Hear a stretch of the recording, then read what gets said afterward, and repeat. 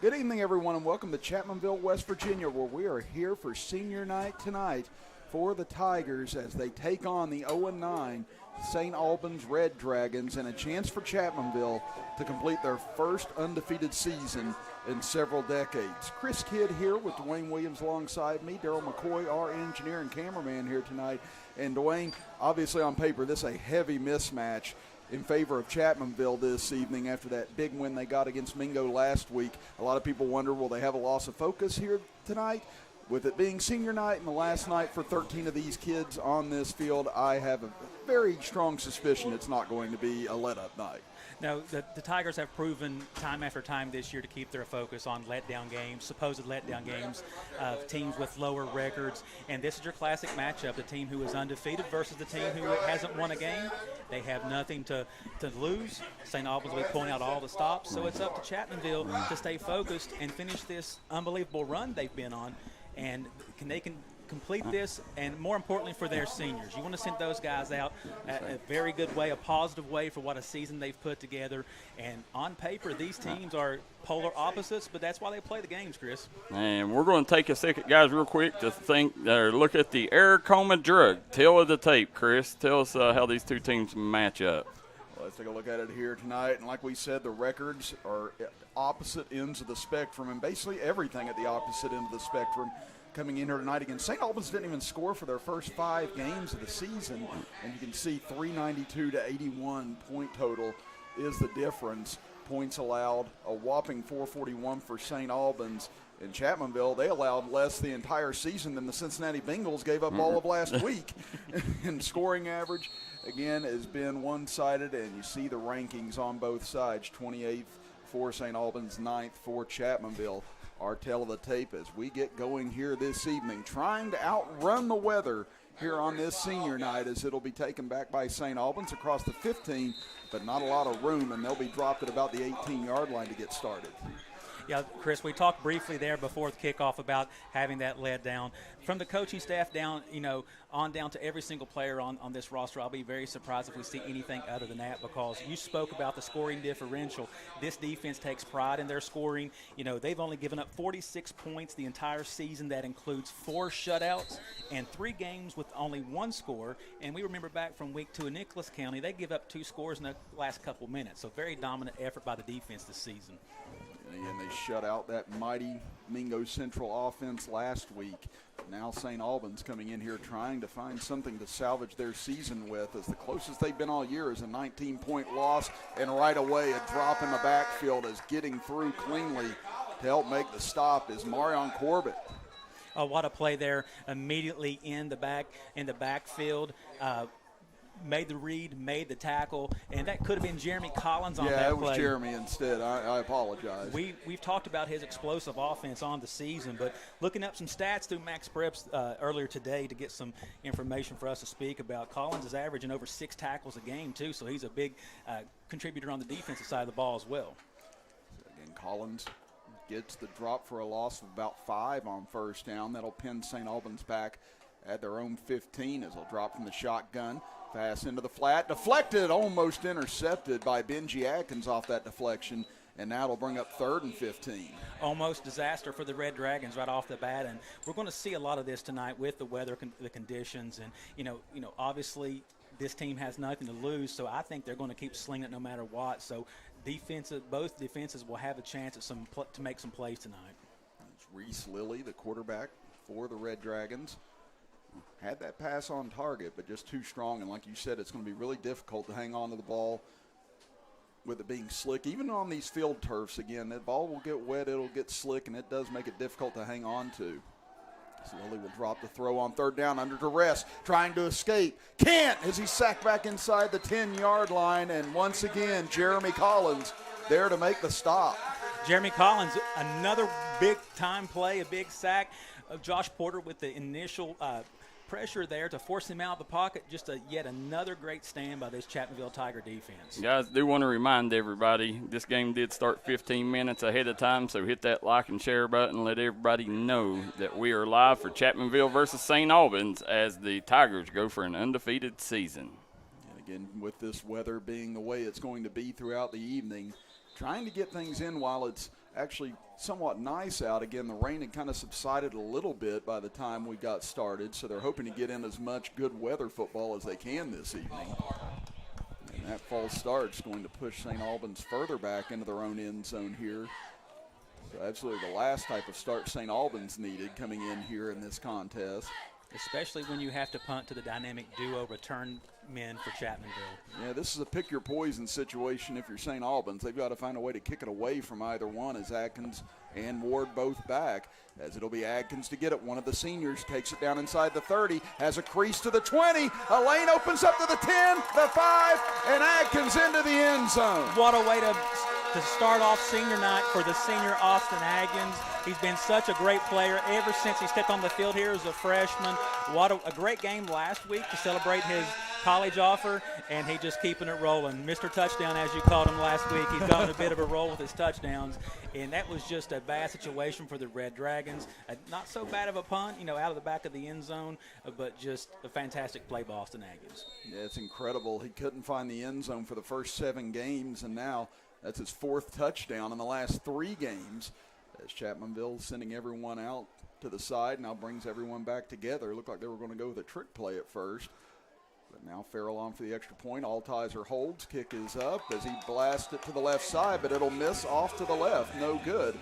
And the conversion will not go for Chapmanville as they lead it 6-0 with 10:05 to go here in the first quarter. We'll be back after this as you're watching high school football action with us right here on the D&D Sports Network.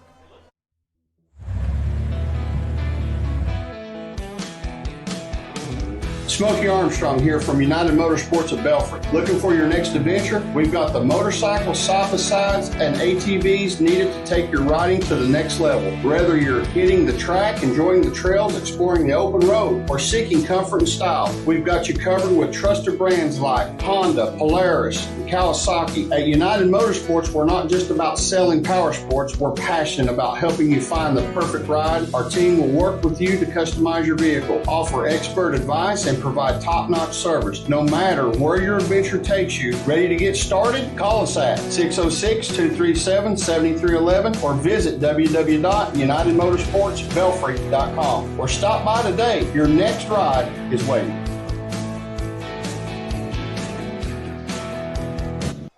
McClanahan will kick it off for Chapmanville. Comes back deep, fielded by St. Albans. Had about the 3 is coming out across the 10 as Carter trying to find a crease, but not a whole lot there as he'll be pushed out along the far side. And once again, St. Albans will start out with tough field position. Then, guys, we're here at Barker Stadium with Chris Kidd, Dwain Williams, Darryl McCoy, and Michael Sean Waller on the call tonight. I want to remind everybody, hit that like and share button, get these numbers up, and let us know where you're watching from and who you're rooting for in the comment section below. Again, trying to complete that undefeated season, the number 9 ranked team in AAA Chapmanville. And the thing is, Dwayne, even with a win here tonight, they could probably see their ranking slip still going into the playoffs next week. Yeah, unfortunately, Chris, with the ranking system, a win here doesn't do a whole lot for Tigers, so good thing they have that season-long resume. Down the field, Lily looks, finds a man along the far side, complete now at the field. Big collision right at the first down marker, and great job by Carter, able to hang on as he'll have the first down out close to the 35. What a way to finish the play by Carter there, finishing is strong, laying the smack down on the cornerback there. You've got to respect these kids. They've had a terrible season record-wise and, not up to their standards, I'm sure. So to see these kids come out fighting like this with the bad start they have, you love to see this at this level. Well, after a collision like that, I think he's going to have to visit Dalton, that rebound physical therapy and sports performance. Oh, yeah. Derek Dalton takes care of everybody in the area. All right, there, Chapmanville takes care of that play as Lilly tried to keep it off tackle to the right, and he'll be brought down for a short loss on the play as Chapmanville has been very difficult to try and run the ball against this season. Yeah, the mayor, Jackson Topping, initially blew that up with some help there at the end. This defensive line, we've talked all season about the explosive and balanced offense, but this defense has been something to talk about. Defensive coordinator Andy Bender has really put his stamp on the program here, and then nothing's changed. They're still up. They don't care about the matchup. They're going to play through every whistle.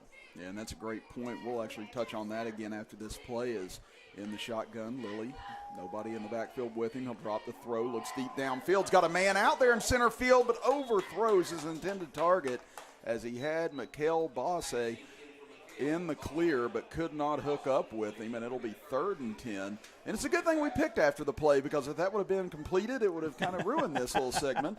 But Coach Bender, you've heard such glowing things said about him by all of these players that have come up in our post-game interviews, talking about how he's changed the culture of the defense, the mindset of the defense, and they have just been ferocious all year. They really have, and that carries over from Hart's pre-K8, the Hart's Middle School, one of the feeder schools for Chapmanville Regional. You know, he had a great run there, and a lot of these freshmen, you know, they came up with him at the same time, and you can really tell it's carried over with that mindset and mentality. They'll send 5 receivers out here on 3rd and 10. Got a one-on-one along the far side, but too far for Carter, and that'll be incomplete, and it'll be another 3 and out for the Red Dragons. And, you know, throwing the ball against this Chapmanville secondary is just not really a winning formula, but then again, like we said, running the ball against Chapmanville just hasn't been something a lot of teams been able to do, so you're really in a pick-your-poison situation if you're St. Albans. I'm sure teams that are just like, we have to try something. We can't run, we can't pass. Let's just let it fly. And it looked like Evan Witt on the coverage over there, another solid senior that the Tigers have. He's played decent all year. We've seen some big hits, some great plays in coverage, but not a bad throw there to give him opportunity out of harm's way. It's either going to be caught by the receiver or nothing. So I admired the fact they're just slinging it. And you know what? Evan Witt's our new favorite player, because they brought us some donuts up here. Their parents did, of Evan Witt before the game. They told me they were going to bring us a sweet treat tonight, and I tell you what, they delivered. As now here comes Atkins back across midfield. Already has one kick returned tonight for a touchdown. As this one dislodged, and looks like St. Albans falls on it at the 44-yard line, and there's the weather causing turnovers, as we said we could anticipate tonight. Yeah, the weather and the adverse effects are right there. Austin Atkins just trying to make a play, had a chance to go down there, even step out of bounds. He's just trying to make a play, follow up on that first return. Those things kind of happen, but once again, the Red Dragons showing some fight here. They're not ready for their season to end on a bad note. They want to play the ultimate spoiler. I know the Tigers fans do not want to hear that, but I can guarantee you that's what's been the motivating factor in the message from Coach Stotts. Yeah, if I want to enrage any listeners out there, you can just bring up Pittsburgh 13, West Virginia 9. I was about to bring it up, but I'll let you go there, Chris. Yeah, that was a tough night for all of us, I think. He's back to throw his Lily, fires into the flat, tough completion. Probably a good thing that was dropped, because bearing down on him was Jackson Lusk, and that would have been a big loss if that catch would have been made. And Tigers fans, you can send your remarks to Chris.Kid at Any hate mail, just write my way. Not D&D Sports. Send it to Chris Kidd. As long as it's not Darryl McCoy or anyone, just Chris Kidd. There you go. His personal Gmail account. Hey, just so you know, I wasn't happy either that night. I wasn't happy about that at all. So if this continues this way and we lose, I'm just going to slink out of here with my tail between my legs and pretend like I never spoke tonight. So it'll be 2nd down and 10 from their own 44-yard line. St. Albans sends out 5 receivers again, looking to throw. Lily has a good pocket for now. Doesn't have anyone to throw to, though, as he runs out of time. Escapes to the far side, fires downfield, and completes it. What a job by Lowe, fighting his way to get open, and James Lowe makes the grab for a 1st down. What a way to keep his eyes up and looking downfield as he rolled right. Excellent play. Kept the play alive. He's being chased by 2 Tigers there with the consistent pressure. And, I'm pretty impressed with this quarterback. He's have to backpedal. He's been forced out of the pocket, but he's keeping those eyes downfield, trying to make things happen. Nice 1st down by St. Albans. Yeah, I'm with you, Dwain. He's looked very poised so far in this game, and his receivers have been giving him some open areas to throw into so far. His throw over the middle, and this time no one looking, offense or defense, and that'll be incomplete for 2nd and 10. The Chapmanville secondary, who's been very, very strong this season, is going to have to be on their toes, because you can see what the game plan is. Mm-hmm. They're going to fire because they know they have to. There hasn't been a defense that kept this Tiger offense at bay or under wraps, so they're going to have to try to score, and the secondary is going to have to be on their toes. And really, Logan's the only team that threw this often against Chapmanville so far this year. Mingo tried to last week, but just realized that strategy was going south in a hurry as they throw a quick receiver screen to the near side, and Benji Atkins swallows up James Lowe for maybe a gain of 1. What a great reaction play by Benji Atkins. He was actually on the outside, and he realized that bubble was going to the slot. He broke immediately and made that tackle for a very minimal gain. We talk about Benji's prowessness on the offensive side of the ball, but he's proven time and time again that he's a force on the defensive side as well. Yeah, but I'm like you. I like St. Albans' strategy here. Just put pressure on this Chapmanville defense. Make the front make plays, make the secondary make plays. If you got the athletes that you feel like can compete out there one-on-one, then you have to give them chances in these weather conditions. Yeah, you got these weather conditions. You got the opportunity for a pass interference on a deep ball. I love it. Once again, they'll send 4 to the high side, 1 to the bottom. As they'll throw into the flat. Pressure got on him that time quickly, and an incomplete pass is coming up. And making the hit was Josh Porter, who broke through. Once again, they have that look there and throw that little, almost like a little bubble screen type action there. Kind of missed that again and kind of rushed it a bit, but it brings up 4th and long, and I would expect them to go for it at this point, Chris. They keep slinging it, and they see what Chapmanville can do in the return game, so I would be shocked to see a punt here. Yeah, I'm like you. I think this is definitely a go-for-it situation, and that's what St. Albans is going to do.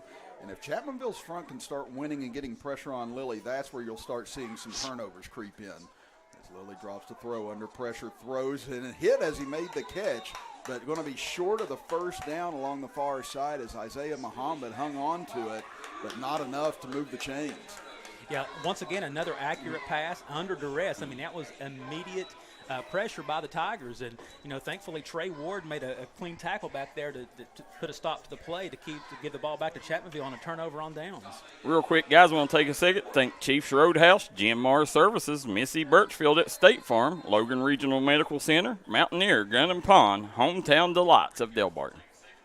First down, they'll hand it off. Coming near side is Collins. Nice cut back to the inside. Goes to the outside. Now he tries to split a few defenders, and he's tackled by his own man almost at the 35-yard line as Bender was about the only one that could slow Collins down on that run. Yeah, we called him Big Play Collins immediately at the start of the broadcast, and he shows again, every time he touches the ball, something crazy happens there. And Easton Bender downfield trying to make a block, and unfortunately got in the way a bit there, the defender. But he was down there trying to make a block. Collins is averaging 60 yards on the ground per game, and that's not too shabby for your quote-unquote number 2 running back. Yeah, that's wild whenever you start thinking about it in those terms.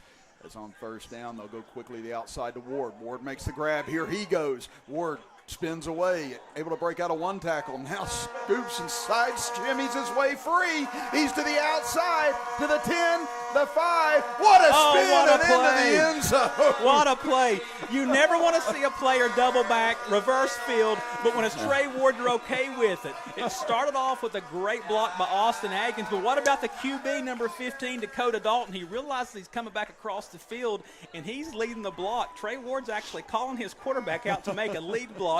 Dakota makes the last block before the end zone. Just another highlight-type play from Trey Ward. He's done it all year. Well, and the rain now attacks the fans in the crowd. Right after that, you started hearing screaming, and then I looked up, and I was like, oh, okay, the weather showed back up. But, yeah, that was an incredible run by Trey Ward, and what else would you expect from that senior after the year he's had, after coming down here from Mann High School, really showcasing his talents and getting a lot of attention. Got a visit to Marshall tomorrow for the game to try and get him recruited, so that'll be a big moment for him. Yeah, we got 3 Tigers down there tomorrow. I think Dakota Dalton and Jackson Toppin is joining him as well. So big day for the Tigers in Huntington tomorrow. Yeah, I was going to say, those boys, they've had quite the Saturdays here this fall, getting to go everywhere. I think they've been in Kentucky, Tennessee, now up to Marshall. It's nice to feel wanted, I tell you. It is. They should hold on to it while they got it. So McClanahan now will try the extra point as he blasts this one up and through as he hits the soccer net in the back. And it's 13-0. Chapmanville leads it with 6:42 left in the first. Back after this as you're watching high school football action on the D&D Sports Network.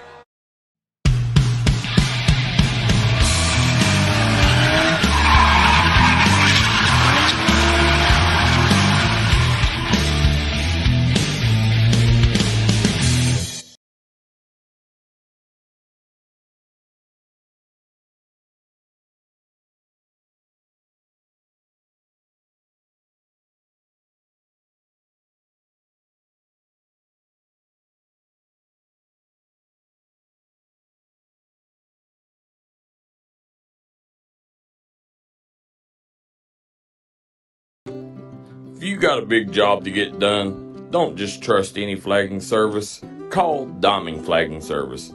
Diamond Flagging Service keeps your community safe.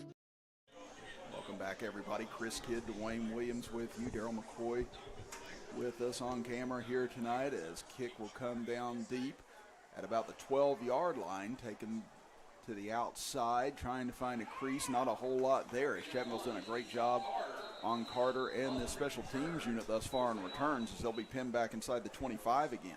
Guys, all year long. Excuse me. Go ahead, Darryl. Real quick, as you see on the GMR service scoreboard, it's Chapmanville 13, St.Albans 0. Real quick, want to thank our good friends at Black Bear Trails Restaurant, Smell My Tarts, Blessings and Blooms, Rebound Physical Therapy and Sports Performance, Logan Bank and Trust, Diamond Flagging Company, Air Coma Drug, Why I Care, Cheech's Pizza, and our good friends at Chief's Roadhouse. See, Darryl had to show up to take away Smell My Tarts from us after last week. We have way too much fun with it. I loved it, guys. Y'all done a good job with that. I was like, I don't think they're going to let us do this anymore. It'll be 1st and 10 for St. Albans at the 24. Lilly back to throw. Heaves one deep downfield. This could be trouble, and a pick-em interception, and it'll be Atkins who comes up with it. He'll come back to the 45, breaks out of a tackle at midfield, and he'll be brought down at the 48-yard line. And you're kind of waiting on it to happen there, Dwayne, and right there Lilly just let one uncork a bit too far for his man. Yeah, off his back foot a bit, and we have a ball hawk like Austin Atkins back there. The smallest difference, smallest error in the throw is going to be picked by one of these great secondary players, and that was no different there. Austin Atkins continuing his hot play, being very involved tonight. We've had so many big plays, we really haven't had to talk about the offense so much, so maybe this drive will get a chance to talk about some of the players this year. Looks like we have a timeout, so we'll step aside as well quickly and be back after this as you're watching high school football action here on the D&D Sports Network. Come on down to Three Guys Pizza and Brew in Williamson, West Virginia. We're located on the corner of Harvey Street and 3rd Avenue. We got great deals on pizzas, sandwiches, and more. You get great service with great pricing. Enjoy your birthday or ball games with us here at Three Guys Pizza and Brew. Look forward to seeing you.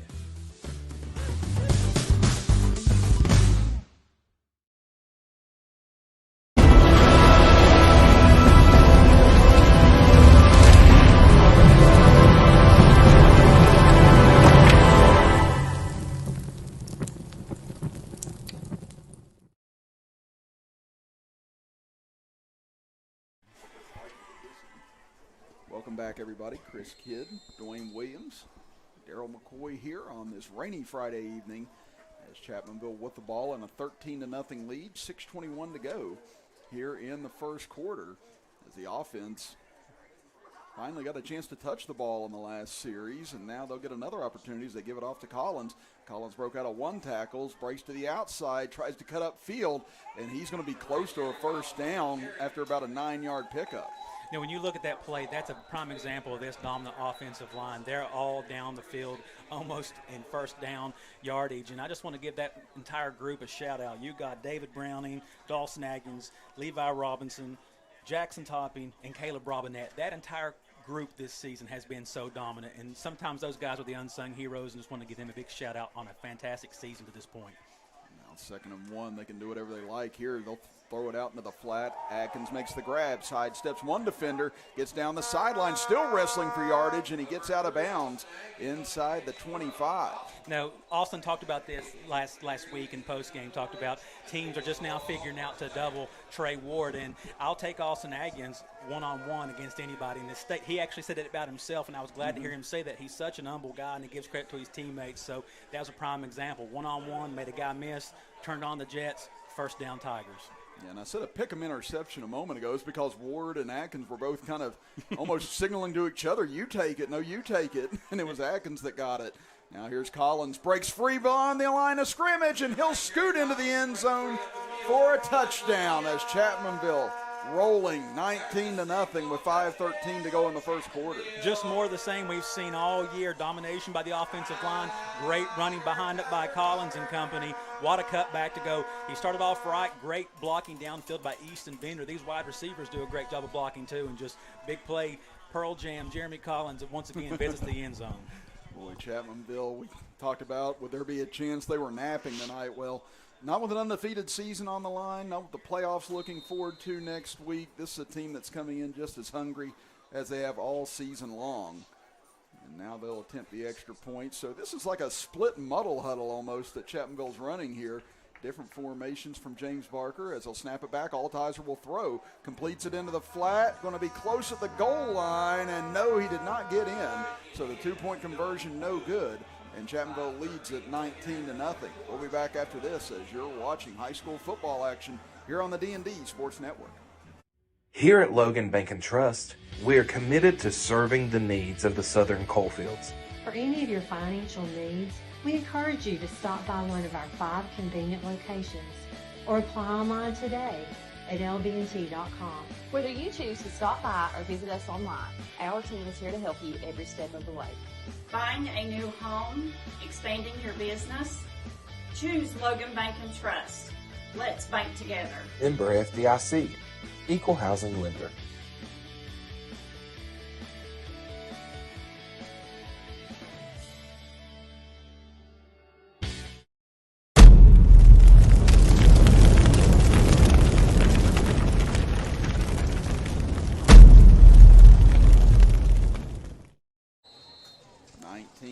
Chapmanville leads it with 5:13 to go in the first quarter as they have jumped all over St. Albans here from the outset as they are on the verge of cashing their ticket to the AAA playoffs next week as McClanahan sends it deep, gets over the head of his intended man, and that'll go through the end zone for a touchback. Well, it's time now for our Logan Regional Medical Center comment section look. And Darryl, what do we got so far with our fans out there tonight? Right now, Sherry Tackett says, proving herself again tonight. We see Tom Curry says, watching from Chesapeake, Ohio. We got Mike Curry watching from Ironton, Ohio. We got Lisa and David Wiley says, go Tigers. And Monica Salmon says, Tiger, Tiger, Tiger. Shane Hall says, be a blowout. So we will see when the playoffs hit where they started. Hopefully they win. So, but the playoffs are a lot more challenging. And then we also see Sarah Williams says, let's go Tigers. So, guys, let us know where you're watching from and who you're rooting for in the Logan Regional Medical Center comment section. Absolutely glad all of you are out there with us here on this Friday night. Hopefully weather nicer wherever you are as pass over the middle complete. Tough grab made as Chance Campbell ripped the ball away from a defender and able to fight forward for a good gain to the 46s. That'll be a gain of 26 on the play. Another example of a nice ball under duress. And what a hustle play by Austin Killen. You know, he's always attacking from that linebacker spot. He went towards the line of scrimmage, and once he saw that pass was completed and a couple missed tackles or broken tackles, he hustled down and made the stop. Austin Killen continuing to be a good defensive force on that side of the ball. Now St. Albans trying to see if they can answer a Chapmanville scores. It's just come and droves and buckets so far here tonight as off his back foot, Lilly unleashes dangerous ball and almost picked off by Watts as it went right through his hands. And he had 2 near interceptions last week, Dwain, and just couldn't come up with them. So he's got to feel a little cursed out in that secondary right now. A little bit, and he looks frustrated. And I'm not laughing at Wesley Watts. I'm laughing at Benji Aggins, probably giving him a hard time there, getting up there to him in all good fun because he had 2. That one was a bit tougher over the shoulder baseball type catch in the rain. So we'll let him slide on that one, but another good hustle play by Watts. Chris, do you know Brady Cox? I do. He says, is he going to see you at Getty's after the game? At Gaddy? Yeah. I don't know. That sounds like a threat almost, Brady. No, that's a true Chapmanville great right there. Yeah, he was on that team that made the state semifinals in 2011. I remember Brady real well. As they throw into the flat, this time wrestling forward. That could be close to a first down. As catch made by Lowe in some traffic. It'll look like about a yard shy of the first down from where the official's standing. You know, I know I don't want to sound like a broken record, but once again, another accurate pass. You know, what a job by the wide receiver setting down in that zone, and that was a very small window. Very nice completion there by St. Albans. Now that does give them an opportunity here on 3rd down and 1. Try and keep the chains moving, see if they can settle this game down a little bit and try and get some points on the board.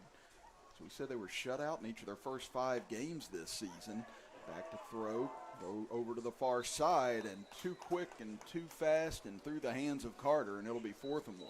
Well, being shut out that many games to start the season, then when I heard their season total points, which was low, but when you consider the first 5 games were 0, that tells me their offense is starting to put up some more points. I don't know if it's against first or second team strings that they're playing against, but that's got to be a little bit of momentum and positivity they can take. I know they've suffered a lot of transfers. Being in the Canal Valley, kids have choices upon choices, so I know that's hurt them quite a bit this season.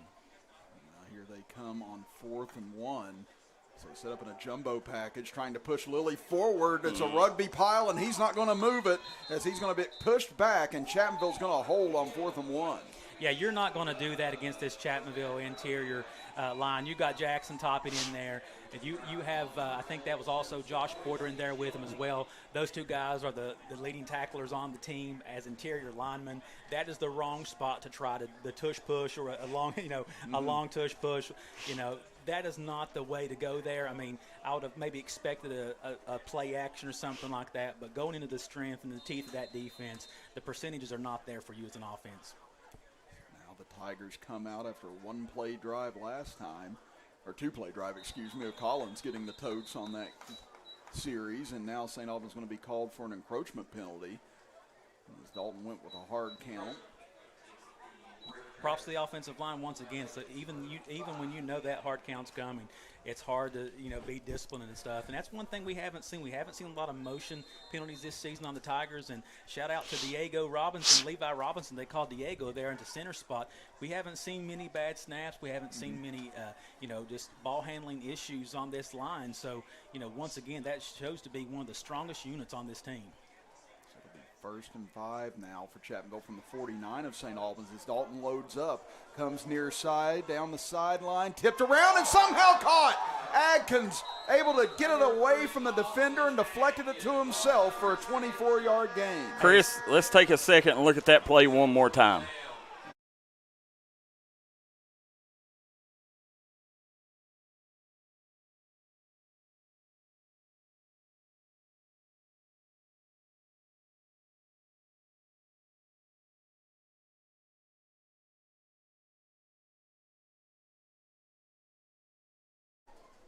Yeah, and Dwayne, we just saw that replay again. What was it you thought about it? Just what a play. He's a playmaker. He's a ball hawk in the secondary, and he had to make a play on that. I think the weather affected that throw. It held up in the air a little bit short. He just kept his concentration, and when your night's going good, your night's going good when that stuff happens. And that's a good sign of a receiver, good sign of a cornerback as well. And now you're going to get a timeout called by Chapmanville with 3:03 to go here in the first. We'll step aside and be back after this as you're watching high school football action on the D&D Sports Network. You're a great outside shooter, but all the talk this year has been you driving. It's true. I'm going to be driving a Kia Telluride from Bruce Walters Kia in Pikeville. Right now, get a new Kia Telluride with up to $4,500 off the sticker. So why Bruce Walters Kia in Pikeville? Because when others won't, Walters will. Come shop us in Pikeville or shop us online at brucewalterskia.com. Come on down to Three Guys Pizza and Brew in Williamson, West Virginia. We're located on the corner of Harvey Street and 3rd Avenue. We got great deals on pizzas, sandwiches, and more. You get great service with great pricing. Enjoy your birthday or ball games with us here at Three Guys Pizza and Brew. Look forward to seeing you.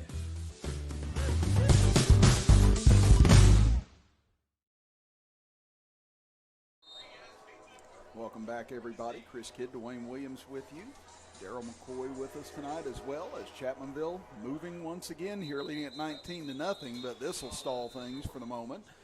It's out of the timeout. And how many times have we seen it this year, Darryl, out of a timeout, a penalty on the team that took the timeout? All the time, man.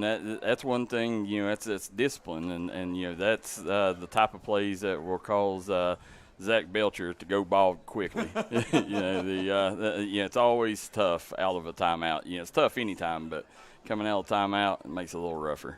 I'll take the credit for that one as opposed to these young men, because I just bragged on them for not too many penalties on the line. So, Coach Barker, Coach Belcher, that one's on me.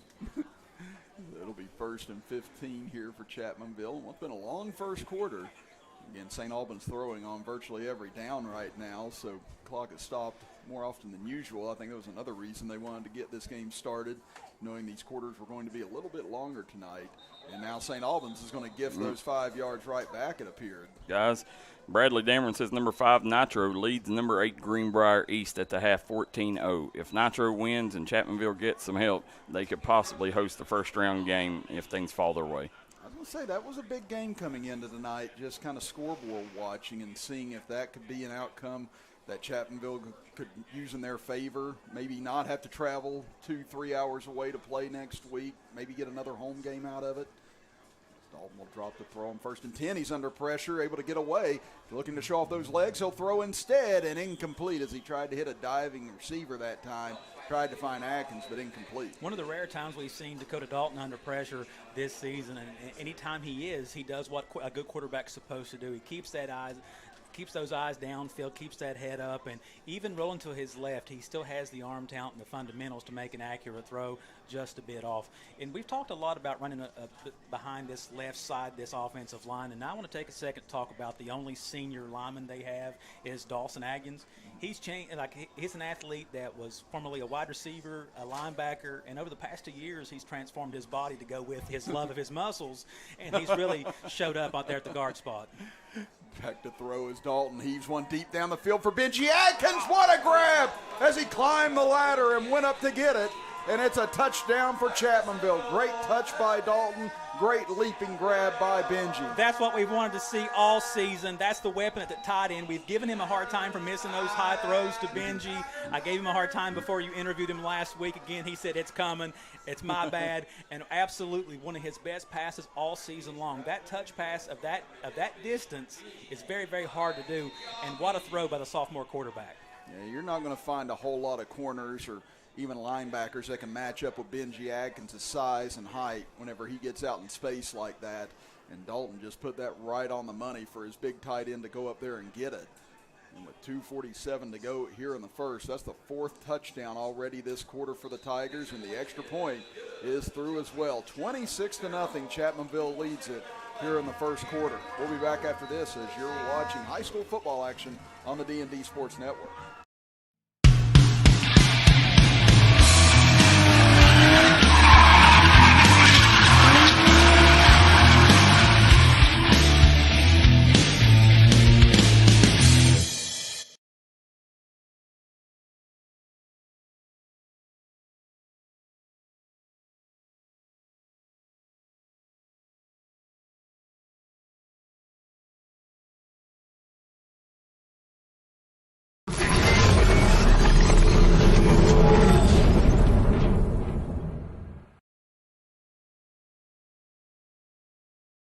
Welcome back, everybody. Chris Kidd, Dwayne Williams with you. Darryl McCoy with us here this evening as Chapmanville dominating action 26-0 with 2:47 to go. And all this happening in less than 10 minutes of game time so far, Dwayne.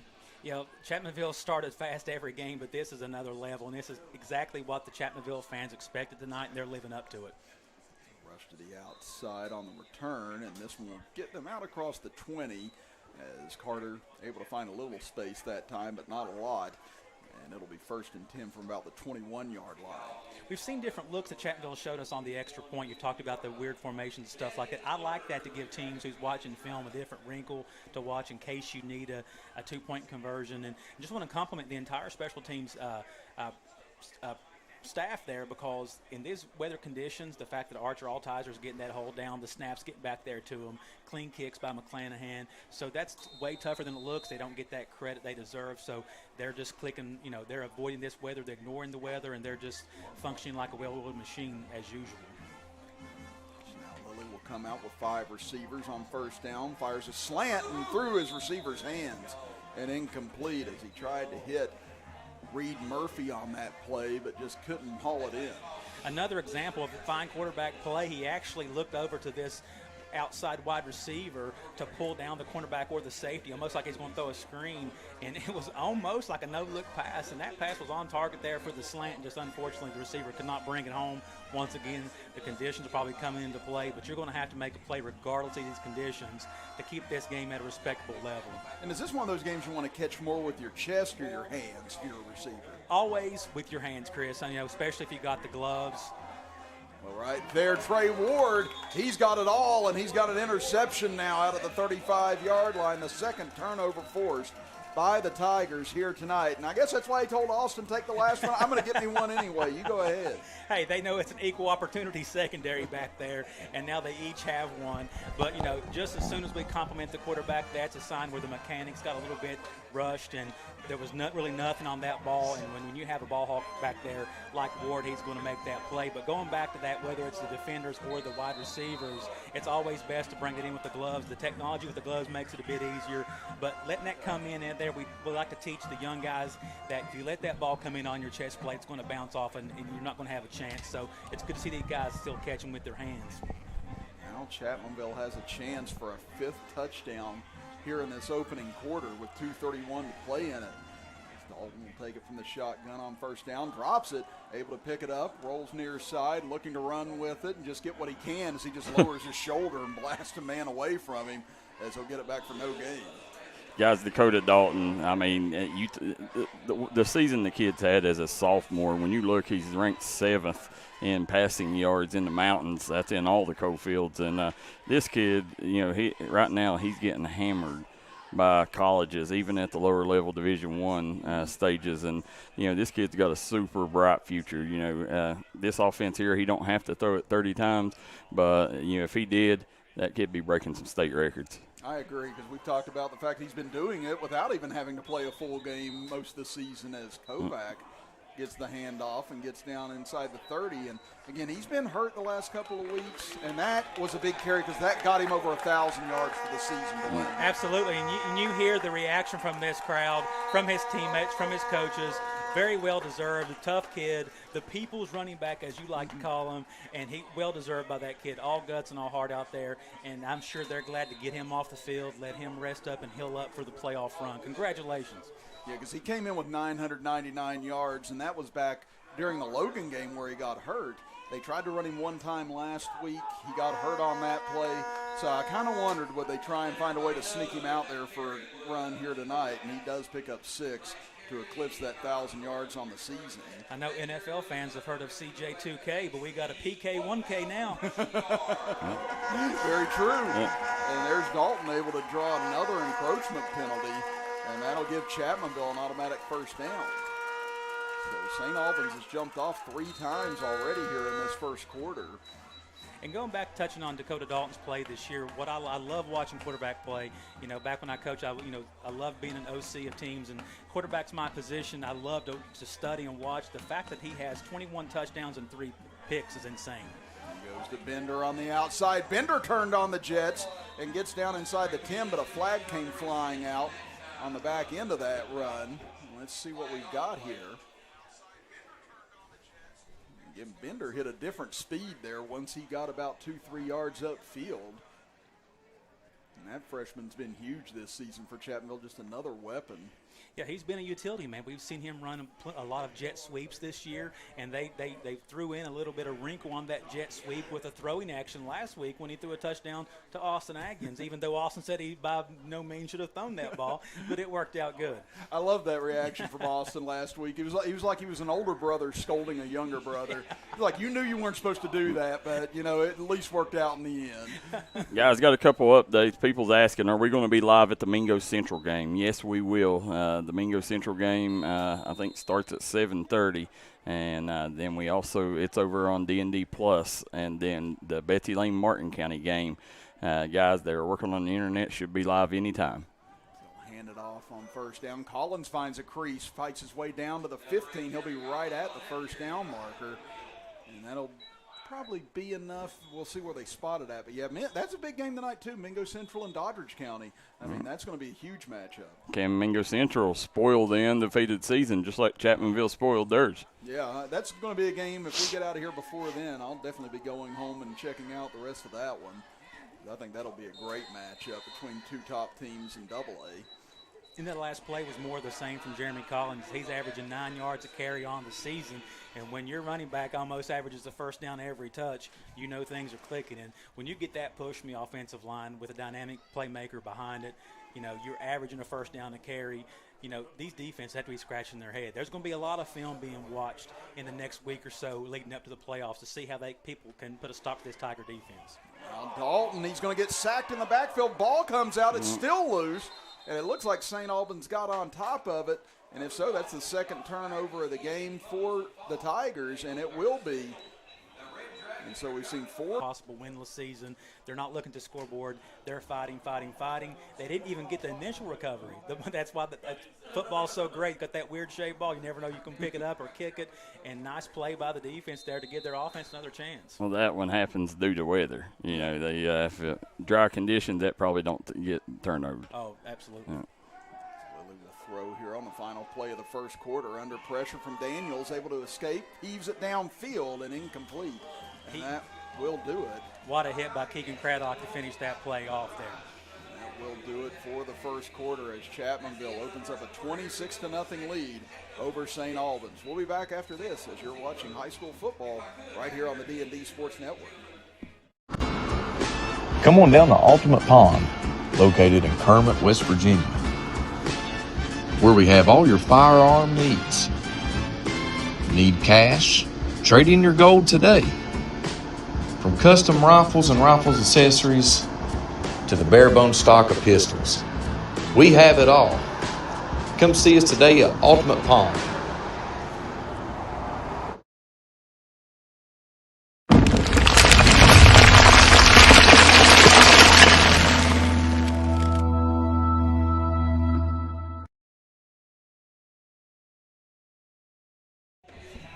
Six to nothing as we start quarter number 2. And Darryl, what do we got? I want to thank our sponsors real quick, guys. Well, we got Chris Kidd, Dwain Williams, Darryl McCoy on the call, 26-0, as you said, on the Jim Mar Service scoreboard.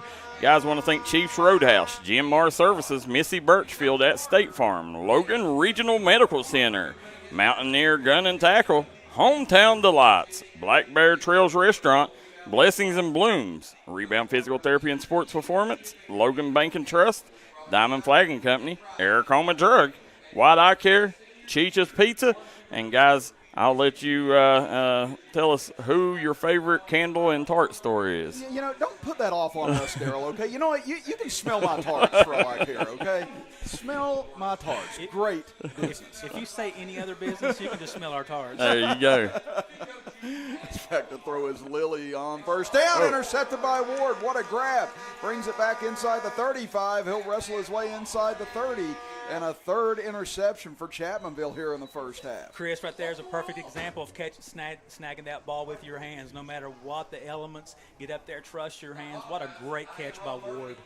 Well, good job on Trey Ward, backing up his quarterback there. His quarterback, dropped the ball and turned it over, and here comes Trey Ward making up for it. So, and that's the thing. We saw it with Logan a couple weeks ago. That first drive Logan had, they were able to march down the field, had a lot of good passing plays, but Chapmanville made the adjustment immediately, and after that shut Logan out, and you're kind of starting to see that right now with this St. Albans offense. Yeah, we've seen that quarterback make a few throws here in the first quarter there, but you can see those windows have closed pretty fast. Yeah, again, that's Coach Bender making the adjustments on the sideline for his defense, and now the offense gets it back again. Like we said, with 2 turnovers in the first half, you definitely wouldn't think it'd be 26-0, but that's how well the defense has played as Bender gets it in space, takes it down inside the 10, and he'll be caught from behind and dragged down at about the 7-yard line. Nice play call with the wide receiver screen set up perfectly with linemen down the field blocking.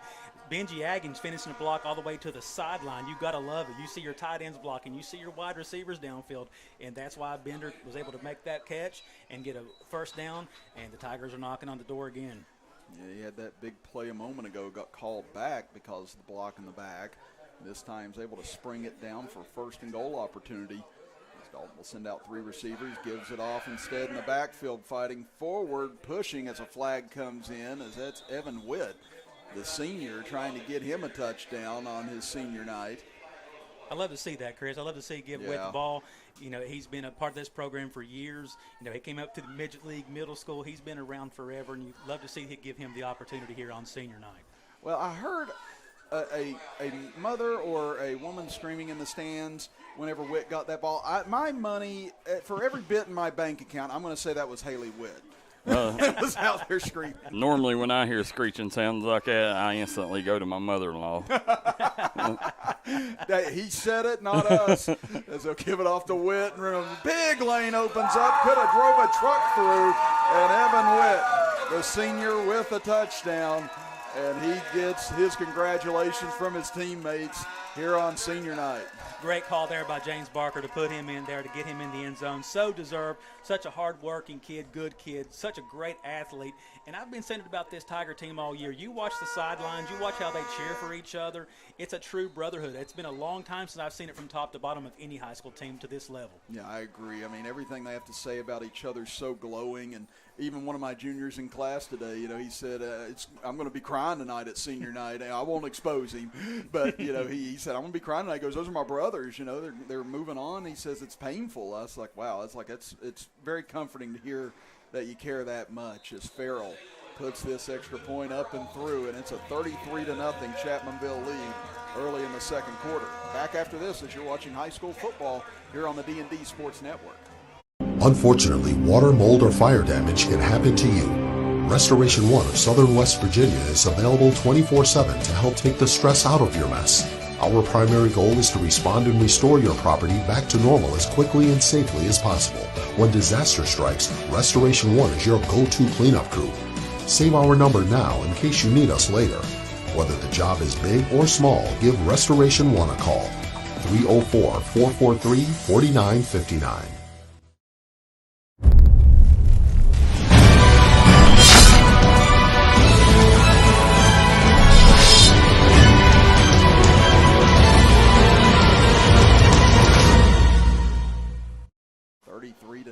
Chapmanville on top here on senior night. Chris Kidd, Dwayne Williams, and Darryl McCoy here with you this evening as Tigers set to kick off once again as McClanahan will boot it away.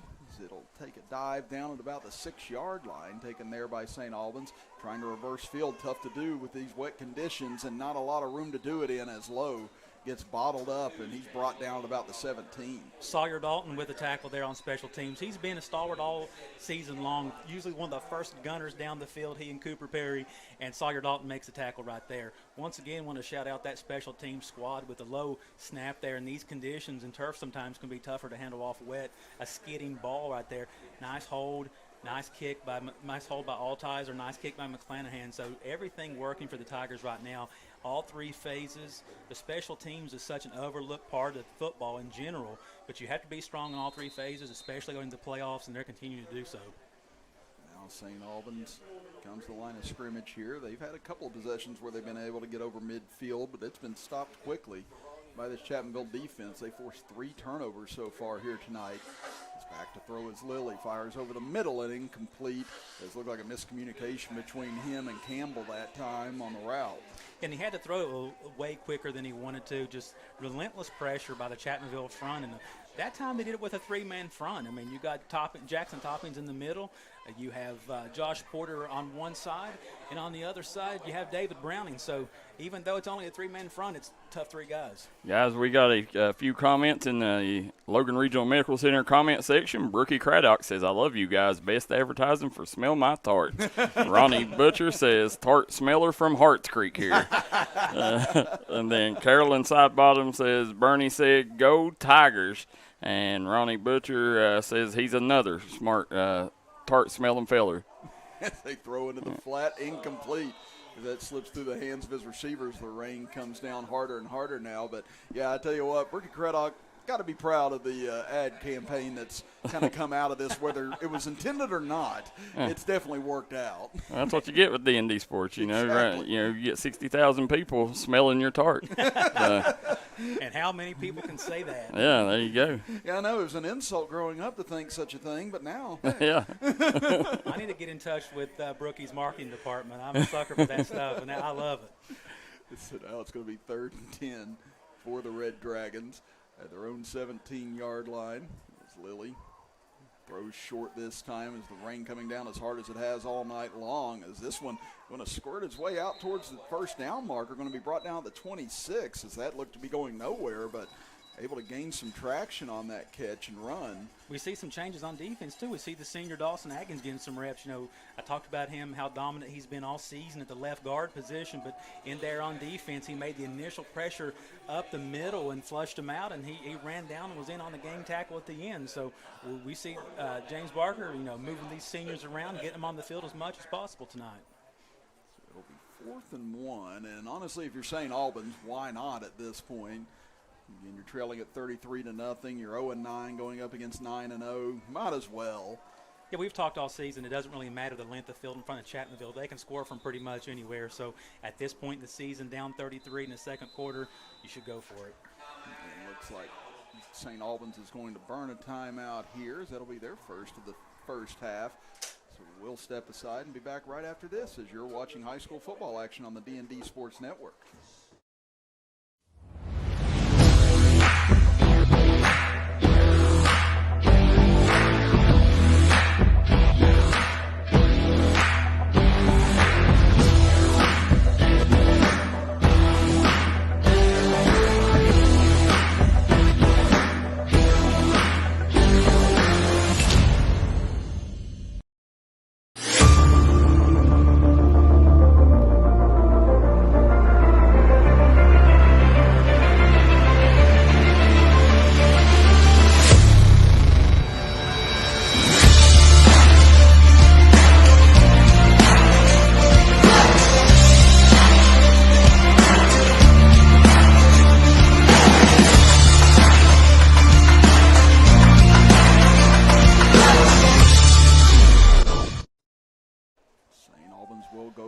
Here on 4th and 1, and Lilly's going to get the first down but loses it as the ball got dislodged, and Chapmanville appears to have fallen on it, and that is the 4th turnover Chapmanville has forced here tonight. That was number 57. Landon Williams with the recovery. There's another senior. You love it. You love to see these seniors make them play. And once again, the weather coming in to play, and you got to keep playing on. And what a heads-up play by the Chapmanville defense. And once again, you just love seeing these seniors make them play in their, possibly their last home game. We don't know how it's going to play out, so they're going to have these memories that last a lifetime. Yeah, and so far tonight, almost every senior making a play. We've had Adkins, Ward, Williams, Benji Adkins. I mean, all these guys stepping up, making plays so far here tonight. Now they'll go from the shotgun again as Dalton will roll to the near side.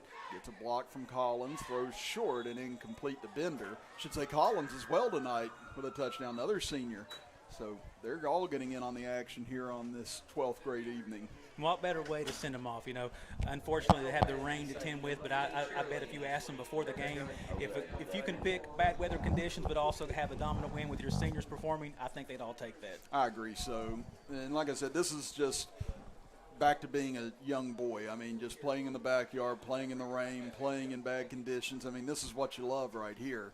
So this is definitely not the worst way to go out in the world like you did whenever you were playing with your friends as a little kid, as Collins somehow kept his feet there as he got his hand on the ground and stayed up and pushes his way down to the 30 for about an 8-yard pickup. Yeah, he's right at his average once again. Even when he stumbles, even when they get pressure, he's good for almost a first down every single time he touches the ball.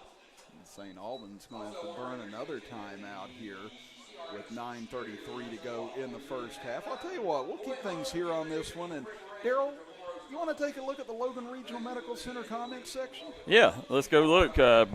Brookie Craddock says when you raise 3 boys and a hubby, it's a given. Yeah, she smelled a lot of tarts then. Yeah, there you go. Shirley Mann says, what quarter is this? This is second. Priscilla Farmer says, love my Porter boy, my nephew, Josh J.J. Porter. Danny Atkins says, way to go, Tigers. Ashley Farley says, woohoo. Sarah Williams says, yes, yes, yes, go Tigers. And then we also see Timothy Collins says he's another tart-smelling fella. So there you go, guys. And then Zach Workman says, let's go Dragons. Guys, D&D Sports Network is an interactive broadcast. Let us know where you're watching from and who you're rooting for in the comment section below, and hit that like and share button. And I want to give a shout-out to one of the most dedicated D&D fans is Alvin and Brenda Dingus from Huntington. They're always on the broadcast, always speak up, so glad to see them watching too. Will roll out, trying to get to the first down yardage. This could be close, depending on where it's marked at. Yeah, every week I'm amazed. I'll go home and try and go through the section, just kind of recap some of the points in the game where we either did good, did bad, just to try and, we watch game film too. Oh, yeah, sure. We want to bring our best. But it's good to go through and look at the comments, and I'm always amazed at where everyone's watching games from out there, and it's wonderful we get to give this to people, whenever they wouldn't get a chance otherwise to see some of their family members or their school go and play still. And it's great they realize, how important it is. A lot of people can't make it out to games, especially in weather like this. So I'm so thankful to be a part of the crew to bring this to all you fans who truly appreciate it. Quick little throw to Ward in the flat. He throws a man away, still fighting with him as he gets down inside the 15 and close to the 11. And that's something that we've heard a few of his teammates say, he doesn't get enough credit for his strength. And right there you saw it. He just fought a man for about 10 yards that was a little bit bigger than him and still able to stay on his feet. Yeah, people seem to think that because he has world-class speed, he's just a 9 route, he's a go route. Mm-hmm. But there shows you how he fights through tackles. He fights through multiple defenders. He had his eyes on the end zone. He's wanting to add that touchdown total, and he's a fighter. He's not just a speedster. Yeah, he's not a wet paper towel. He's going to be tough to get through one way or another. On first down, quick little throw over the middle. Benji Adkins makes the grab, and he'll slide down at the 1. And a flag down. Obviously, Adkins trying to set up a touchdown opportunity for another senior on that play. But let's see what they call here. Looks like we're going to call an ineligible man downfield on Chapmanville. A little bit of excitement there. They probably were talking about it in the huddle about going down. That's been one of their bread and butter plays there. So, that's just another example of how these teammates feel about each other. There's no selfishness. And you'll see the excitement if somebody else gets an opportunity to do that again.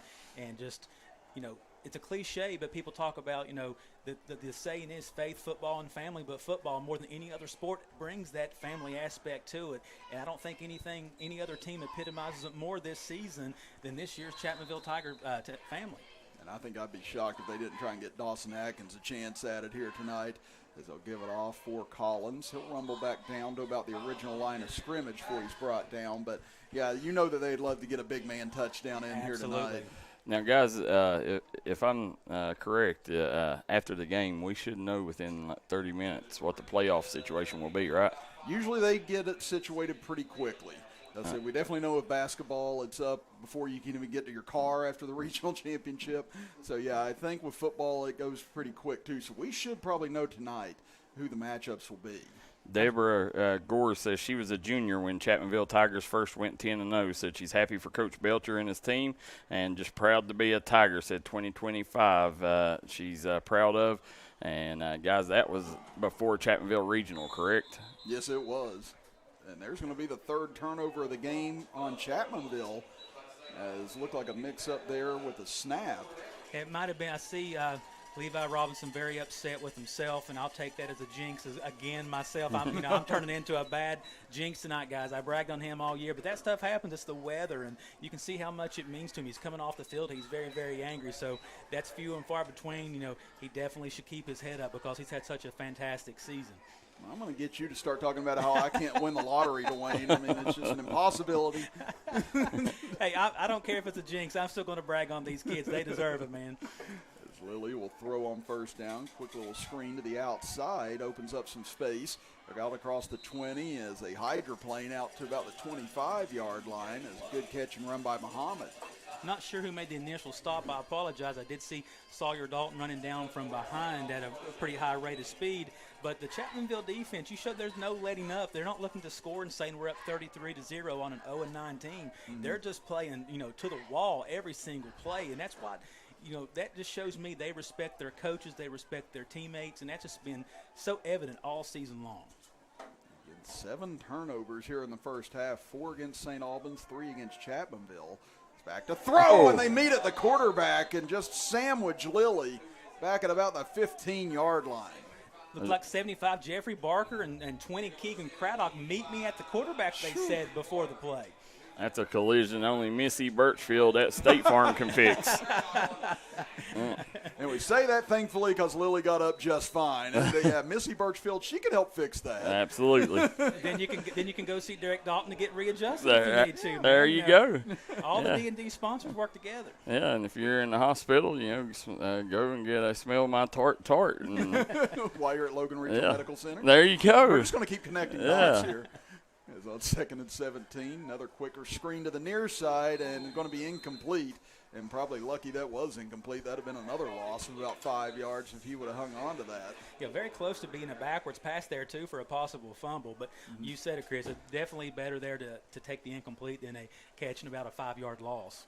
Yeah, and you'll see that sometimes in college or pro on Saturday or Sunday. You're like, why do they hang on to that? Why do they catch it? It's like, well, they're reacting in a moment's notice like any of us would. And, you're taught to catch and go. I mean, so what do you expect him to do? And I realize most of the time I'm criticizing with my feet up and out of shape and probably drinking a Coke or something like these world-class athletes should do better. Yeah, same with me. I'm like, you got to catch that. And I'm like, you can't even go up and down the steps without going out of breath. What are you talking about? And I'm guilty of that, too. I watch UFC. It's like, you tapped out to that?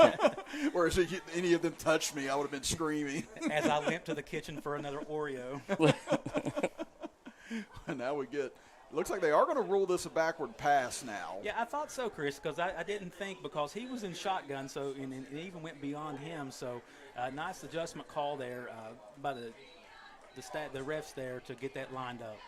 So now it's going to be 3rd down and forever here, about 3rd and 25 for St. Albans. Is rushing back into his end zone as Lilly trying to find some relief. Fires one downfield. Catch is made. Yeah. And was he in bounds or not? Let's see. It's still going to be shy of the 1st down.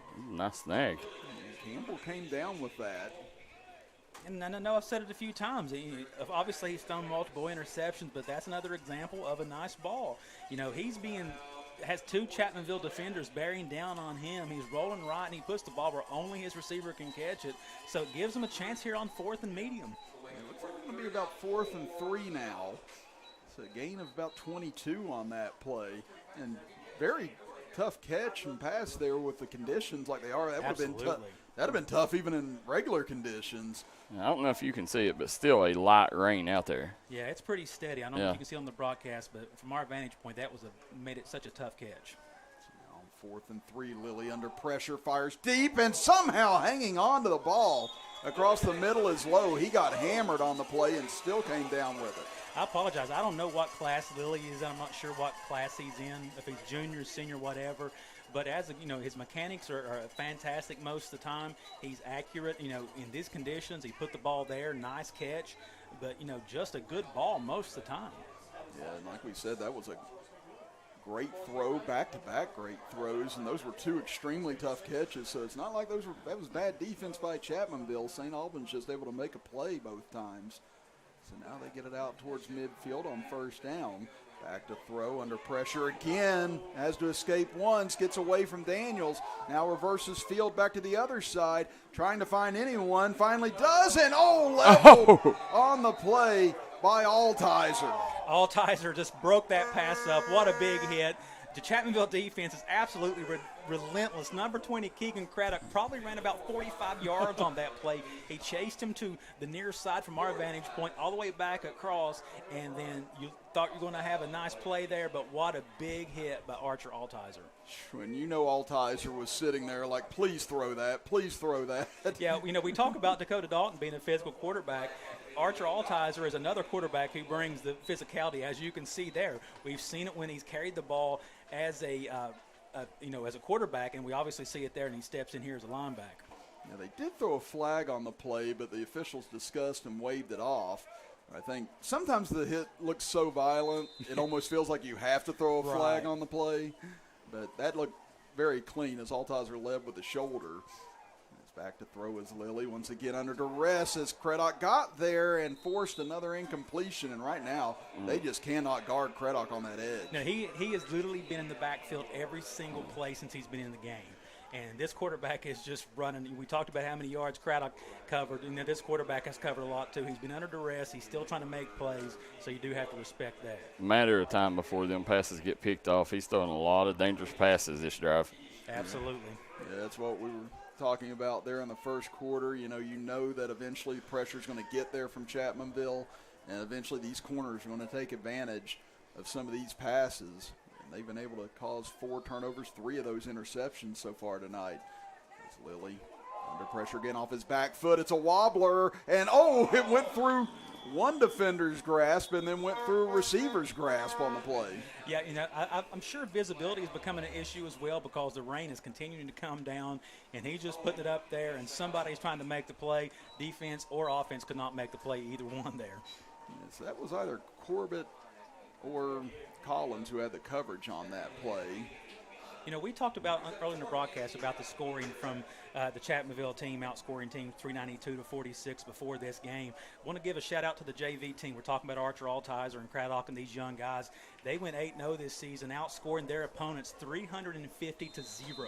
Yeah, that was something I was going to talk about with you whenever we get to the second half because that was incredible when I saw that So statistic. impressive. We were on the same page because I had to write that down to remind myself to bring that up. So now it'll be 4th and 10. Lilly back a little deeper than normal here. Again, I don't think they're going to punt here, but let's see.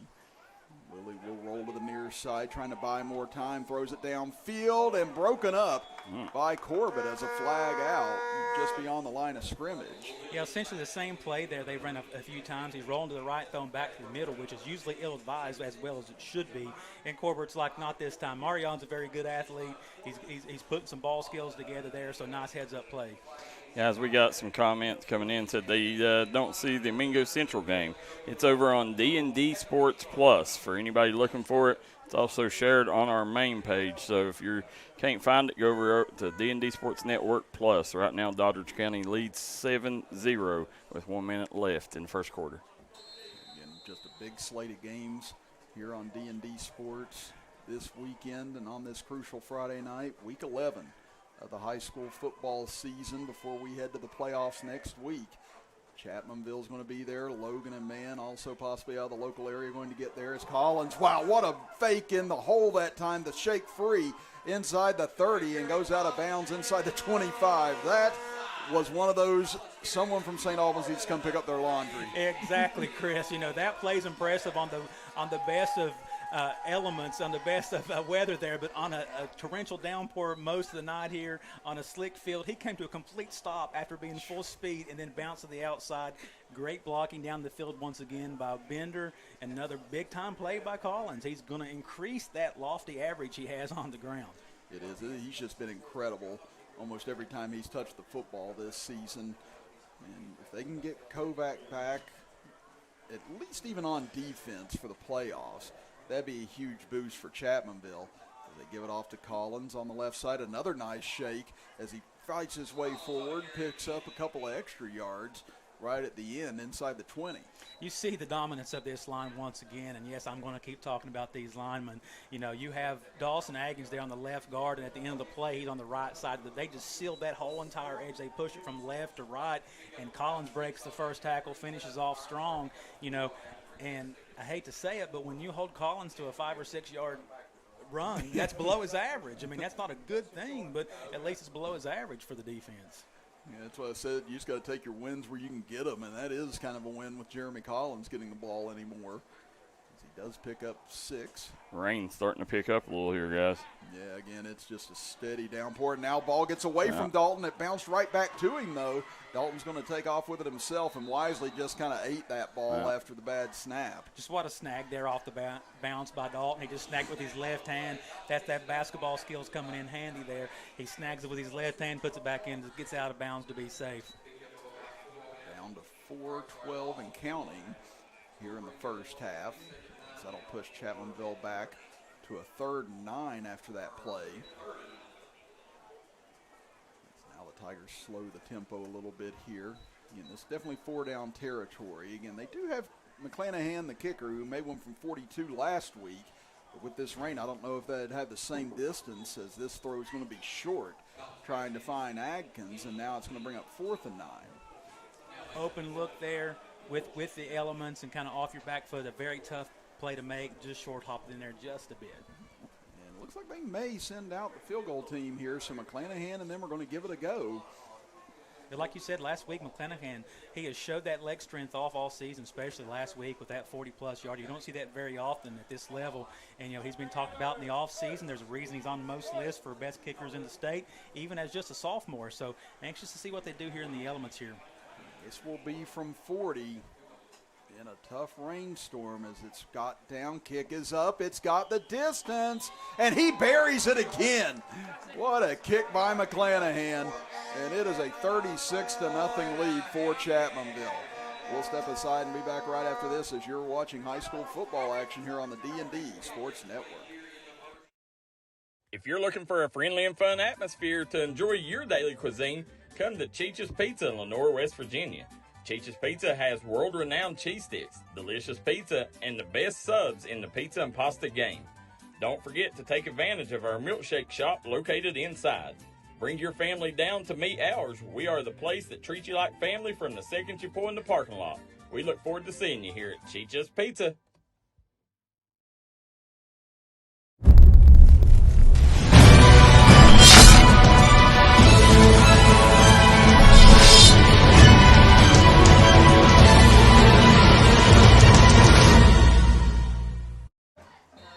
Six to nothing. Chapmanville leads it with 3:48 to go in the first half. Chris Kidd, Dwayne Williams, Darryl McCoy here tonight on this rain-soaked Friday evening to close out the regular season.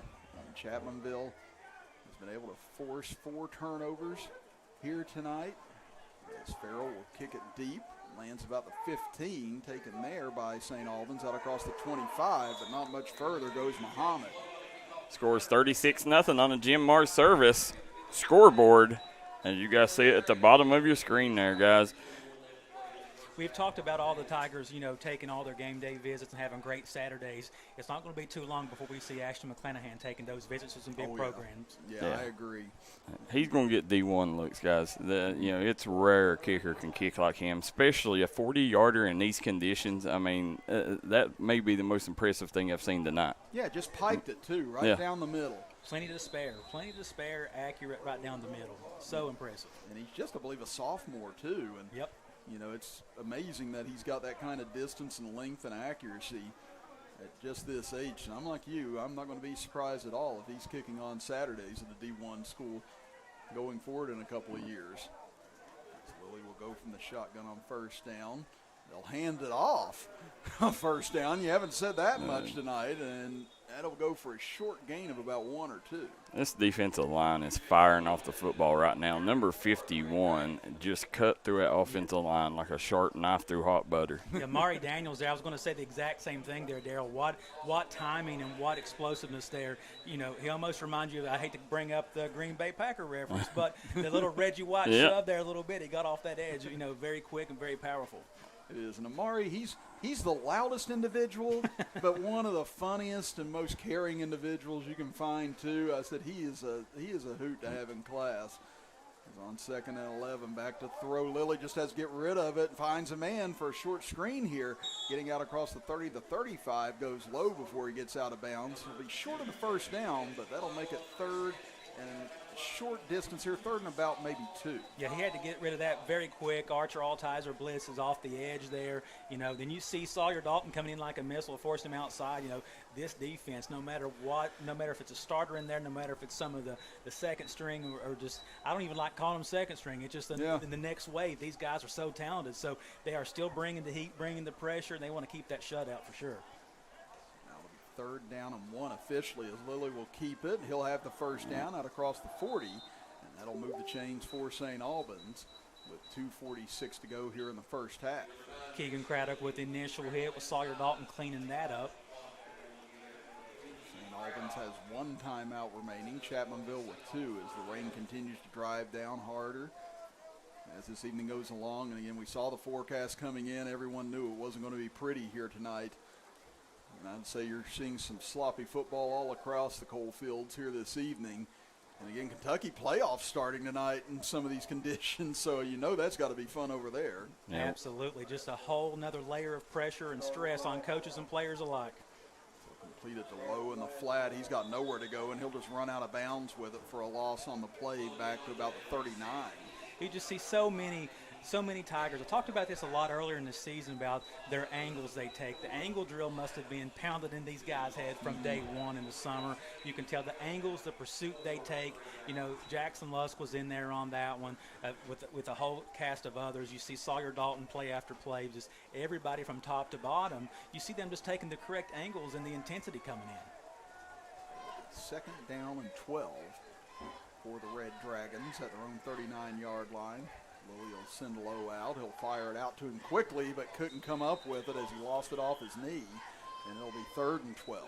I want to remind everybody, stick around at halftime during the Diamond Flag and Company halftime show, and we'll get you caught up on all the scores from around the region as you watch the Wayne Runyon Insurance scoreboard at the halftime show, guys. I always like to give these kids a shout out when you see them on the field. Sometimes we also see number 71 out there, Bobby Collier for the Tigers. I like to see everybody get an opportunity. So I know a lot of people's tuning in on D&D Sports Network to see, you know, their favorite players. So we'll try to get everybody as we see the subs come in and shout them out as best as we can. It'll be 3rd and 12 as Lilly out of the shotgun. Drops to throw, has some time this time, breaks down at the end, fires deep and intercepted. Picked off back across midfield to the 45, 40, 35 down the sideline, cutting back in at the 20. This could go to the house. Cooper Perry, and he's into the end zone. I've talked about him all season, Chris, you and I both. I've called this group the super sophomores. This kid's been putting in the work. What amazing ball skills and what a return. And let's give the defense some credit. They turned into offense pretty quick with some nice blocks down the field. Great play by Cooper Perry. He's been on the cusp of big plays all season long, and great way to see him finish that last home game of the season possibly. 4th interception of the half for this defense. 6 turnovers in all, with counting the turnover on downs as well. And now with this being a 42-0 lead, unless St. Albans can score before halftime, it'll be a running clock in the second half. And that'll be the second straight week Chapmanville has done it. Again, last week was just shocking that it got to that against Mingo Central. This week maybe not as much, but St. Albans has put up a good fight here in the first half, I feel like. They haven't looked like an 0-9 team, and Chapmanville has still been able to put it on them.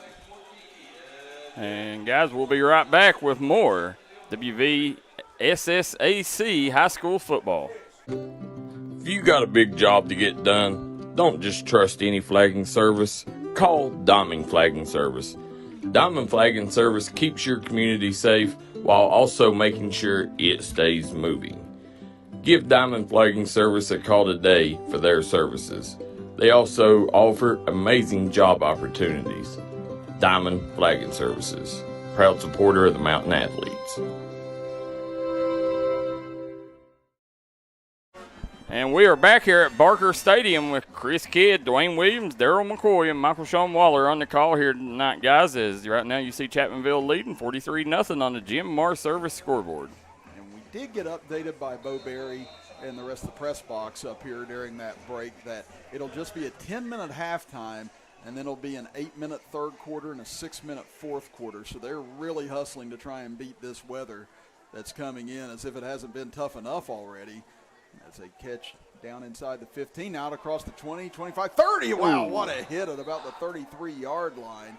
As a good return by Carter, but he took a lot of punishment for it at the end. Looked like at the end there, the big smack at the end by Talon Canterbury in there on the hit. I don't know who took the worst of that, but it was a big impact. The ball carrier wasn't backing down, and Canterbury stuck right in there. Yeah, that was a heavy stick right there by Canterbury. And now St. Albans will come out 1st and 10. See Parker Sargent making his way on the field. Like you said, this JV unit for Chapmanville, which was probably what we're going to see the majority of the rest of this game now. Like you said, Dwayne, 350-0. They defeated all of their opponents this year, just a staggering number. You hear people say video game stats all the time. That's video game stats. That is absolutely. They had it on rookie mode this season and definitely made it look easy against a lot of these teams. This quick throw into the flat completes it to Campbell. Campbell tries to get going, slides through a tackle, and goes out of bounds along the near side, and now a flag comes in. Maybe a little bit overzealous there by Bobby Boucher, a.k.a. Sawyer Dalton. He's a heat-seeking missile. You know, he was one to make that hit. And pretty safe to say the Red Dragon player there was in the white, so probably a good call there. So maybe Brian can give him a little attitude adjustment after the game. Yeah, it seemed like he was trying to hold up, but... Yeah, he absolutely was, but he was coming in so fast, I don't know he could hold up on that one. No ill will there at all, just trying to make a play. Yeah. With these conditions, it's hard to stop. Yep. A minute 44 to go here in the first half. One timeout remaining for St. Albans. They'll have it at the Tiger 44-yard line. 5 receivers for Lilly. Again, even with those 4 interceptions, he'll continue to heave away here as he throws the far side. Dangerous and almost intercepted again, as that one dropped on the play along the far side. May have been Bender who got his hands on that, or it may have been Evan Strange. I think that was Evan Strange, made a good play on it, but within these conditions, we've talked about it, he even attempted there to make the right catch with his hands, but just wasn't able to bring it in. It'll be 2nd and 10 for St. Albans, minute 37 to go in the half. Yes, 6 turnovers Chapmanville's forced here in the first half. Chapmanville's committed 3 of their own. But with the weather the way it's been, it's not very shocking. We've had as many turnovers as we've had. Nearly had our 10th right there. It's back to throw. Lilly fires, and this one's going to be picked off the bobble, coming back the other way. And right after missing the interception, Strange gets this one. And it's a pick 6 again. Talk about making up for a play before. You can't do much better than that. Evan Strange with a big play. It's his brother's senior night, but he steps up for him, so let's count that as a touchdown for another senior there because his brother made it there for him. What a play by Evan Strange. Great catch, and turned on the Jets to make it for a long touchdown. Oh, that was great job recovering after the missed opportunity a moment ago. This time he capitalizes on it.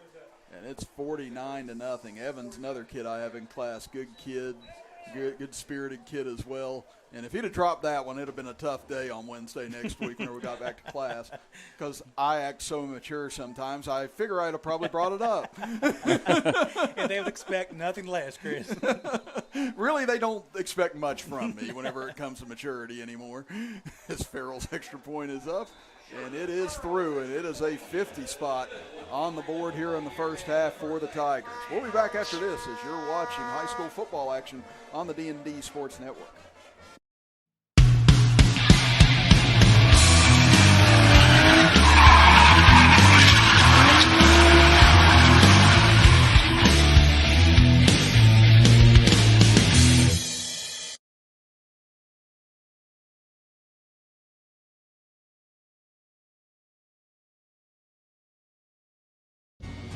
If you was pushed out of the area because of loss of work in the coal industry, look no longer.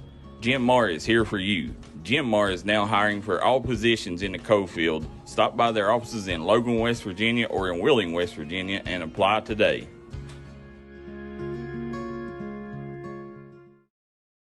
On 50-0, Chapmanville leads it with a minute 23 left in the first half. Chris Kidd, Dwain Williams, Darryl McCoy here tonight as this kick will come down, scoot away from the returner, stays in bounds inside the 5, fielded there.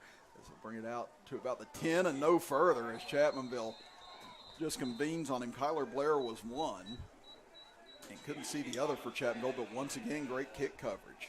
Consistent kick coverage all year long. Kyler Blair, freshman down there, making a play. He's no doubt been a big part of the JV run this year. Good to see him making some plays. So Chapmanville backing them up, not letting off the intensity. And once again, just another good play by the special teams unit.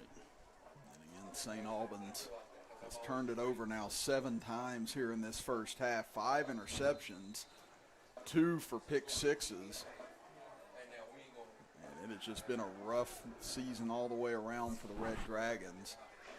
And now they try and start with a minute 17 deep in their own territory to see if they can get something together before halftime.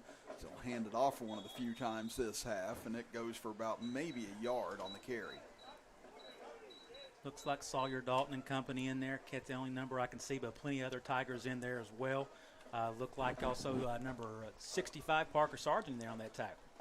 Yes, I'd say you're going to see the last of the starters, or at least the major players here tonight for Chapmanville, and just trying to keep them healthy going into the playoffs next week, and they'll just await their fate later on tonight to see if they're on the road or if they'll be back here. Just a perfect scenario for the Tigers. You take care of business, you get your guys rested, looking at the playoffs.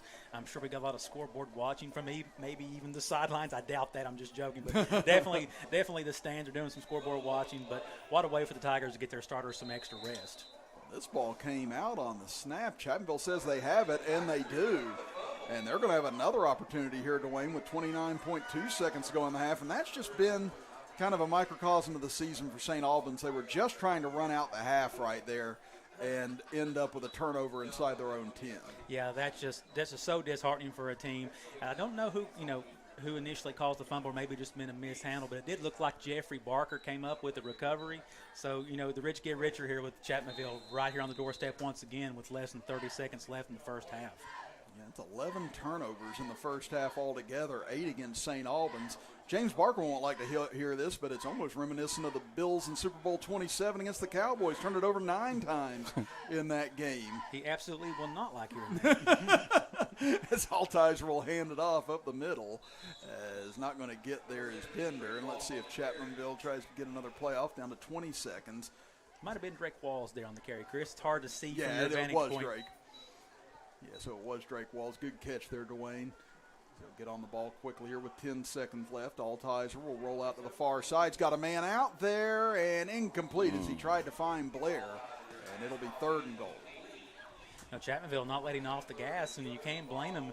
You got to get these guys, you're in there, you play. A lot of people might think that's disrespectful, but you get these young guys in there, they have their moment on senior night here. They have their upperclassmen look, wanting to press those guys a little bit, kind of do their part. So just trying to get a quick score here at the end of the half. Oh, and middle school and high school, if I got in at the end of the basketball game, I was chucking. There was no, we're running out the clock, we're running this play. Sorry, Coach, I'm not going to be starting anytime soon. I'm going to shoot. That was always my motto. Shoot first, ask later. Is rolling out his Altizer. They go to the same play, and this time they convert it as he's able to find Talon Canterbury for the touchdown as the half expires. Yeah, Altizer doesn't take the shorter throw. He goes over the top. He had his pick there. Nice rollout, nice throw. Once again, you've heard us say it all year, touchdown Chapmanville. It has just been a thorough beating here in the first half for Chapmanville over St. Albans, 56-0. And as we said, it's going to be an abbreviated halftime, only a 10-minute halftime, 8-minute third quarter, a 6-minute fourth quarter, trying to beat some of the more inclement weathers. They're going to go with the drop kick extra point again here. And McClanahan looks like he got it. Yes, he did. They pull off the Doug Flutie play. The Doug Flutie. Look how pumped up McClanahan is. He should be.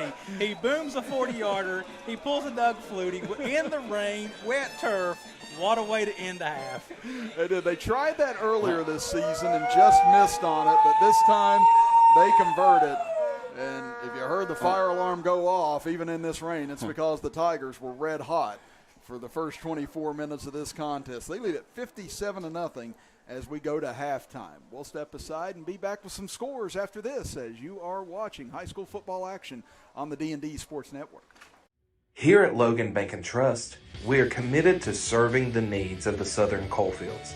For any of your financial needs, we encourage you to stop by one of our 5 convenient locations or apply online today at lbnt.com. Whether you choose to stop by or visit us online, our team is here to help you every step of the way. Buying a new home, expanding your business? Choose Logan Bank and Trust. Let's bank together. Member FDIC, Equal Housing Lender.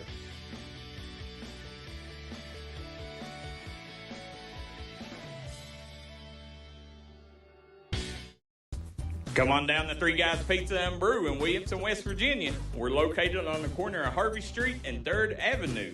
We got great deals on pizzas, sandwiches, and more. Get great service with great pricing. Enjoy your birthday or ball games with us here at Three Guys Pizza and Brew. Look forward to seeing you.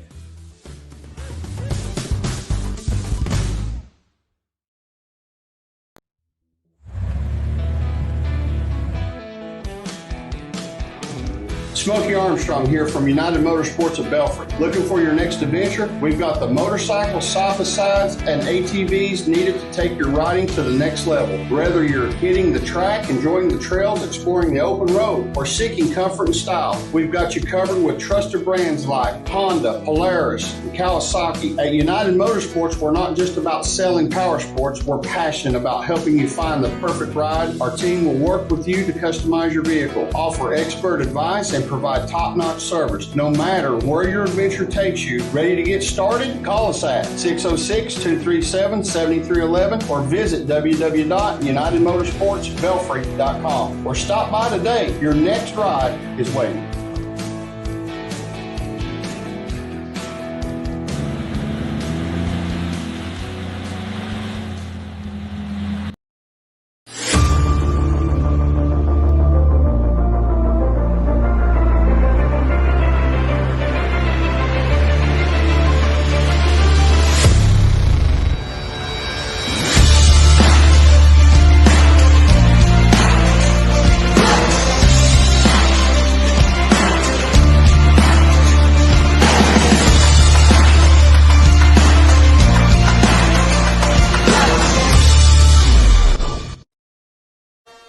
And we are back here on the Diamond Flagging Company halftime show with Chris Kidd, Dwayne Williams, Darryl McCoy, and Michael Sean Waller. Right now, as you look on the Jim Mar Service scoreboard, it is Chapmanville leading 57-0. Guys, we'll get to your comments in just a second on the Logan Regional Medical Center comment section, but we're going to go over some of the scores from around the region real quick. The Belfry Pirates lead Leslie County 21-0. In the first quarter. Betsy Lane right now at the Rock, shocking a lot of people with a 14-12 lead over Martin County in the first round of the playoffs. Yeah, and that's going to be something that really pops up to a lot of people immediately when they see that score. Oh, yeah. Yeah, so, I mean, you're going to have a lot of that coming in now more and more as the playoffs get started in these weather conditions like they are. That's it. You know, you're at the point in the season, win in advance or lose and go home, you know, so let's move on down. Mingo Central right now trailing Doddridge County 13-0 in the middle of the second quarter. Highlands up 35-0 on Greenup County. Grundy leads Central 38-35. We do not have a score from the Tug Valley game. And let's see, Prestonsburg, guys, going to last night's games. Prestonsburg defeated Eastridge 42-0. Covcath 34-0 over Boyd County, ending the line season. Or no, it's at halftime there. So then we also see E-Town up on Callaway County in the first quarter. And Knott Central takes care of Shelby Valley 30-20 last night, knocking them out of the playoffs and ending their season. Knott Central got their first ever playoff win since they was a school in 1967 and has never won a playoff game until last night. And, yeah, it's a lot of history erased there. Russell, 48-0 over Carroll County. They'll advance. And Johnson Central laid a slacking on Harrison County, 48-16. Sayre takes care of Fairview with ease, 44-14. Somerset with the 49-21 victory over Washington County. And Hazard, we had that game right here on the D&D Sports Network, took care of Pineville in impressive fashion, 48-6. Guys, you know, when you sit there and look at the scores going around the region, you know, we talked a while ago about, you know, this, you know, you're coming down in Kentucky, you know, the first week of the playoffs, what's impressive is Betsy Lane leading Martin County, because normally that first round is nothing but running clocks. You know, a lot of people wish they would do away with the first round, but that right there, you can see that on D&D Sports Network's main page. You know, it looks like that's going to be a good one over there in Inez. But guys, you know, we'll get to the comment section here in just a second. But looking at this game tonight, you know, the offense, you've seen some sloppy play, but, you know, I mean, you knew that was happening because you had the double whammy of the field conditions right now. It's a torrential downpour, and then on top of that, you got senior night, so everybody always, you know, they're wanting to get their buddies, you know, in the end zone. So, you know, I credit a lot of them turnovers that Chapmanville had in that first half due to it just being senior night in a monsoon. Yeah, I agree. And, you're going to – because Lily's looked poised back there. He's had some good throws, but obviously ball's wet. It's going to get away from you. Some overthrows because of some hurries as well in the first half. So, like we said, 8 turnovers against St. Albans, 3 against Chapmanville. But with the weather conditions being as they are, it's not very surprising. JJ and I were over in Williamson about a week or two ago for the middle school championship game over there. And, it was pretty similar with the weather conditions over there on a muddy field, and those kids had trouble hanging on to the football too. So even with this being a turf field, it doesn't guarantee that it's going to make conditions any better. Yeah, even with 3 turnovers from Chapmanville, they still put up 57 points with 3 uncharacteristic turnovers due to the weather the most part. And like you said before, Darryl, early on, I mean, it's expected with this weather. These things are caused by the weather, and it's just part of the game and what makes football such an amazing sport, especially at the high school level. And it's still been able to put up, almost a 60 spot in the first half with 3 turnovers is pretty amazing. Yeah, one of the most impressive things is, Chapmanville is looking to make history here with a 10-0 season, first time ever as Chapmanville Regional High School. They did do it in 1986 as Chapmanville High, but, they're looking to make history right now. There's only 3 undefeated teams left in the Cofields, and that's Chapmanville, Johnson Central, and Prestonsburg. So, this right here, the interesting thing, they're wanting to come out and make a statement here tonight because, they're going to have to more than likely go on the road. And, I think they see that as a sign of disrespect. They can only play who's put in front of them, and that's the most impressive thing is, they've took care of business in them games. Yeah, and so many people have said they're going to go 10-1. They're going to go 10-1. Even well-respected people that know high school football have said that going forward. And I think, Zach Belcher, James Barker, Coach Bender, those players, they hear all this. Yeah. And they understand how much of a slight it is because they know how much work they put in. They know how much talent they have. And I think they're extremely excited to get to the playoffs to try and show everybody this wasn't just a scheduled season where we went 10-0. We were legit. And they're going to look to try and not just beat some people and cause some noise. They're looking to really cause some damage once they get in the playoffs. And you've heard the cliche sometimes of bulletin board material. Yep. And I think it's great from a coach's standpoint to have that bulletin board material because very rarely could you be undefeated, especially how rare that is for this town. You go undefeated and you're still disrespected. If it was me, I would go to the board and write 10-1. Yeah. And say, this is what people think of you. I would get the rally cry because this whole town's behind it. No matter where I stop in town in Chapmanville, I get questions about it because they hear us on D&D and they want to know your true feedback. And I say, hey, what we say on the air is true. Yep. I said, this team is the real deal, and the whole town's excited for it. And I would just turn that into a motivation factor. And, Zach Belcher is a great motivator on the sidelines, and I can assure you he'll have him ready. But I love having that, in my arsenal to motivate my kids. That's going to turn around and help this Tiger team out. I truly believe that. Yeah, no matter how you cut it, they've only allowed 46 points on the season. That's impressive. Yeah. And that's en route to ending a undefeated team season in Mingo Central, who was just laying slackings on people, and then you come out, shut them out. If you don't believe that this Chapmanville team is the real deal, then I don't know what to tell you because Ray Charles can see that these guys are special. Now, guys, let's go to the Logan Regional Medical Center comment section here real quick. Johnny Williamson says this team is rolling into the playoffs. Ashley Fraley says, way to go, Tigers. Sarah Williams says, what a team. Go Tigers. Donna Newsom says, go Eli, number 12, my grandson. Barbara Fry says, way to go. Ashton McClanahan. Stephanie Vance says, congratulations. Evan Strange, great job. Caleb Wellman says, are you streaming the Tug game? We are not. Stephanie Vance says, love hearing the band. Thank you, D&D. Greg Powers says, yeah, that was my class, 1986, Chapmanville, great team. And Kelly Stallings says, Coach Belcher is the best. Super proud of him and the Tigers. Guys, Coach Belcher has done a phenomenal job this year. And as you sit here and look, we are just a little bit, a few seconds away from the second half. Guys, we got word before the first half ended. What is it, an 8-minute third quarter? It's actually going to shrink a little bit more now, Darryl. It's going to be a 6-minute third quarter and 6-minute fourth quarter. Wow, so there you go. So, guys, Chris Kidd, Dwayne Williams, Darryl McCoy on the call. Real quick, Want to thank Chicha's Pizza, Chiefs Roadhouse, Jim Mars Services, Missy Birchfield at State Farm, Logan Regional Medical Center, Mountaineer Gun and Tackle, Hometown Delights. Hit them up for all your sweet needs. Black Bear Trails Restaurant, located in Delbarton, just opened. I went there last week. Phenomenal food. Blessings and Blooms, Rebound Physical Therapy and Sports Performance, Logan Bank and Trust, Restoration One, Diamond Flagging Company, Air Coma Drug, Why I Care, and guys, last but not least, Smell my tarts. There you go. I was gonna let you handle that one, Dwayne. I get too excited anymore. I got to bottle it up a little bit.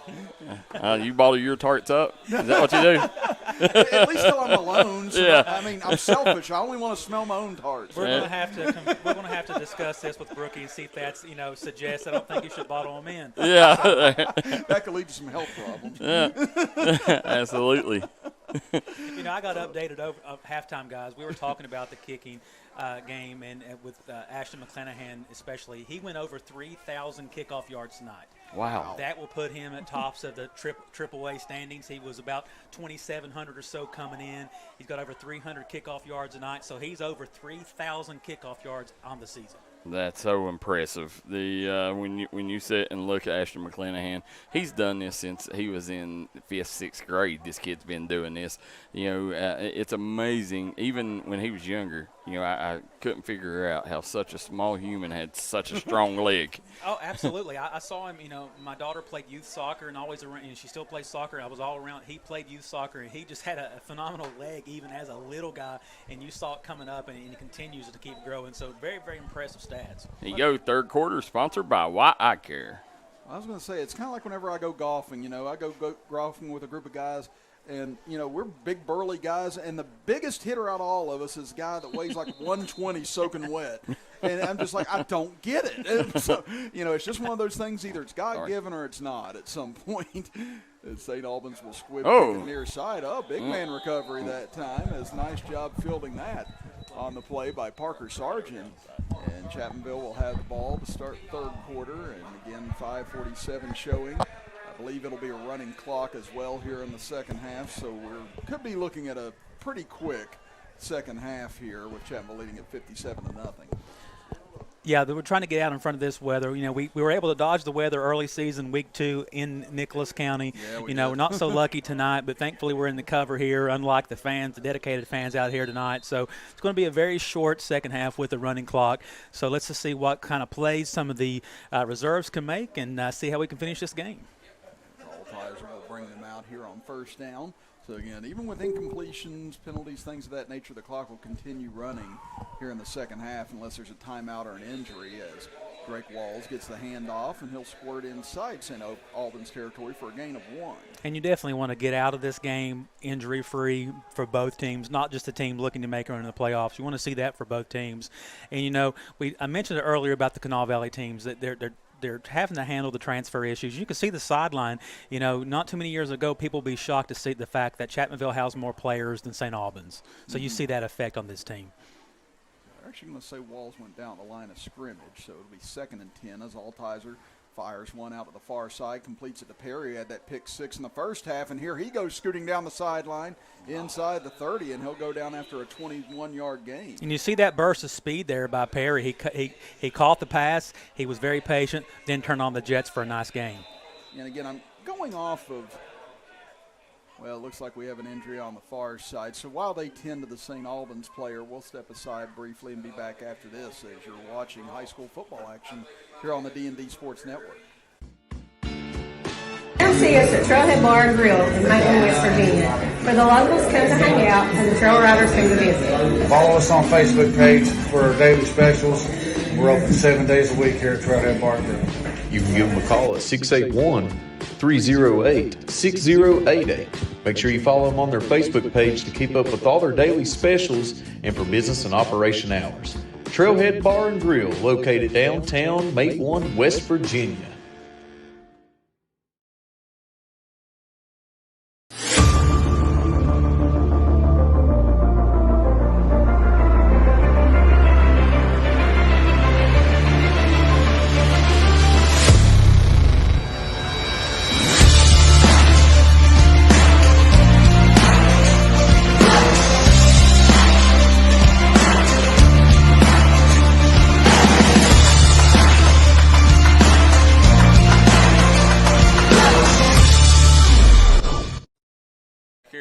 back here at Barker Stadium. Chris Kidd, Dwayne Williams, Darryl McCoy on the call. GMR service scoreboard has Chapmanville 57, St. Albans 0.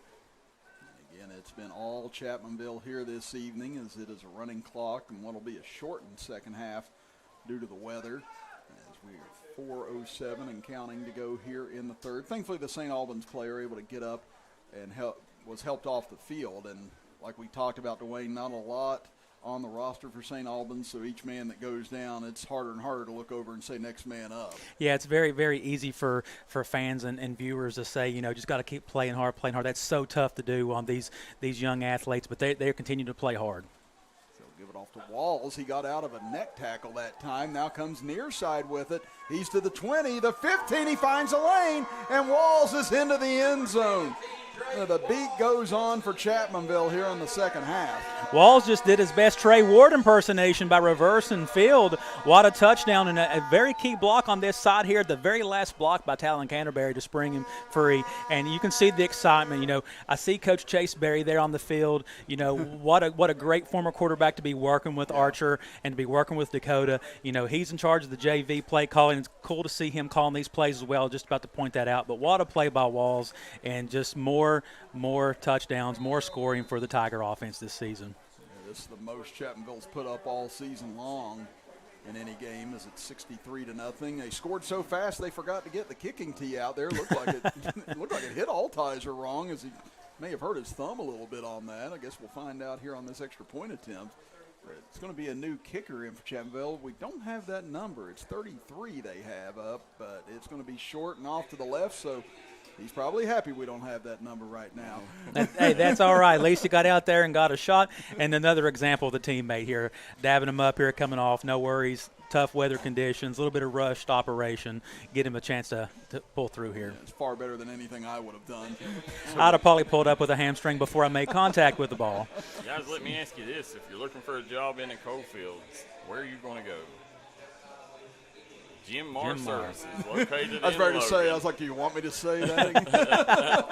Don't want to think Chiefs Roadhouse. Cheech's Pizza voted #1 cheese sticks in the state of West Virginia 10 years running. Wow. So, great job by Bev and the friends there at Cheech's Pizza. Want to thank Air Common Drug. Hit them up for all your pharmaceutical needs, located right here in Chapmanville, West Virginia. Proud sponsor of the Chapmanville Tigers and all Mountain athletes. And Derek Dalton at Rebound Physical Therapy and Sports Performance. Guys, for that, you guys can smell my tart. I want to thank Smell My Tart and Candles guys.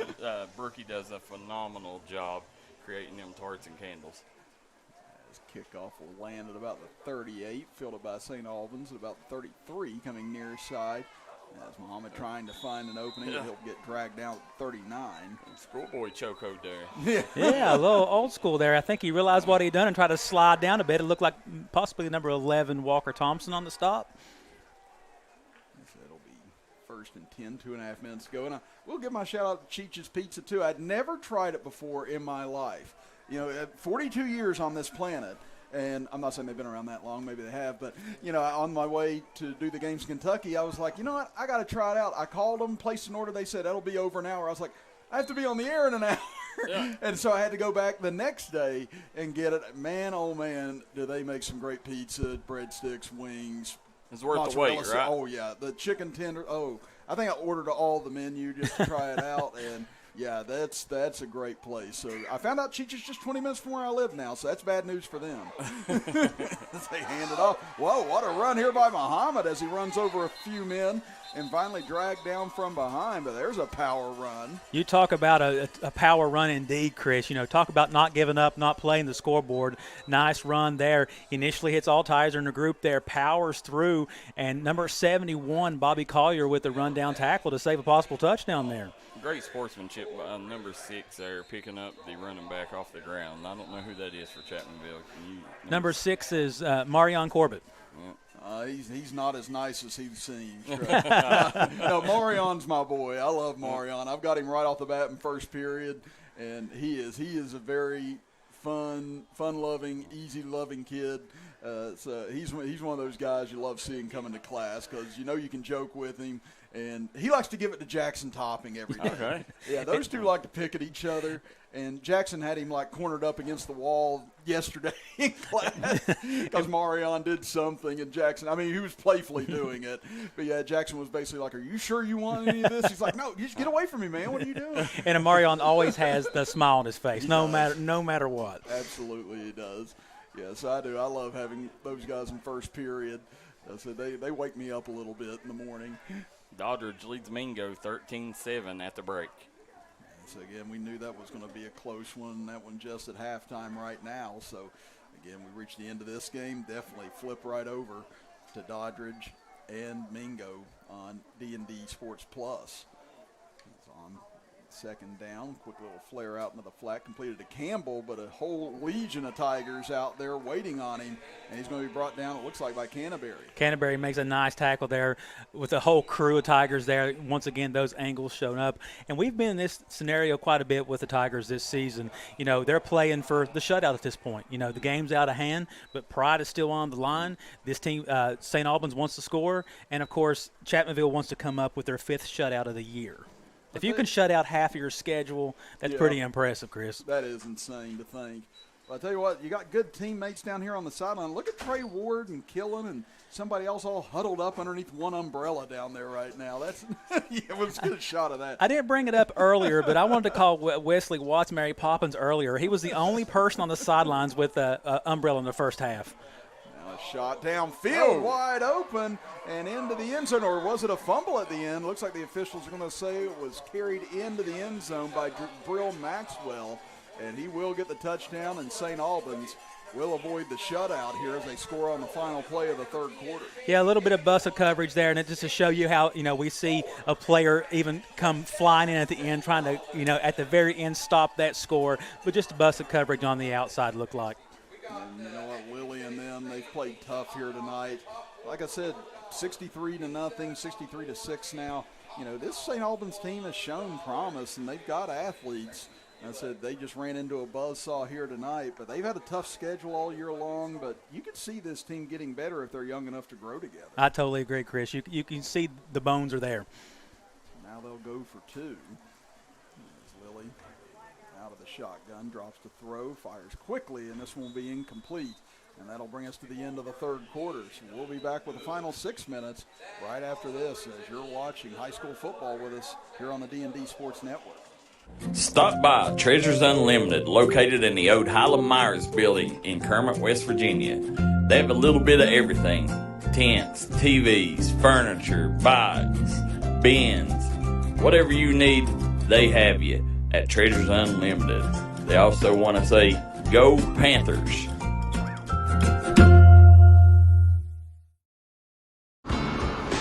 Come on down to Ultimate Pond, located in Kermit, West Virginia, where we have all your firearm needs. Need cash? Trade in your gold today.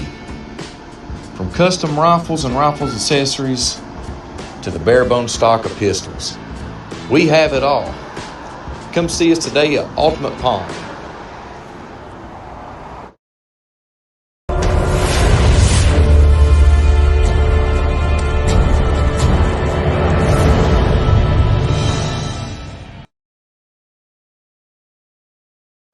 Start of quarter number 4 here from Barker Stadium. Chris Kidd, Dwain Williams, Darryl McCoy alongside us here tonight as Chapmanville leading at 63-6, and they go ahead and wind the clock on these final 6 minutes. So it's going to be a quick fourth quarter here, as well as this one skied to the far side as Chapmanville looking to try and recover it. Didn't need to, but they'll go over and grab it anyway and start from about the 47.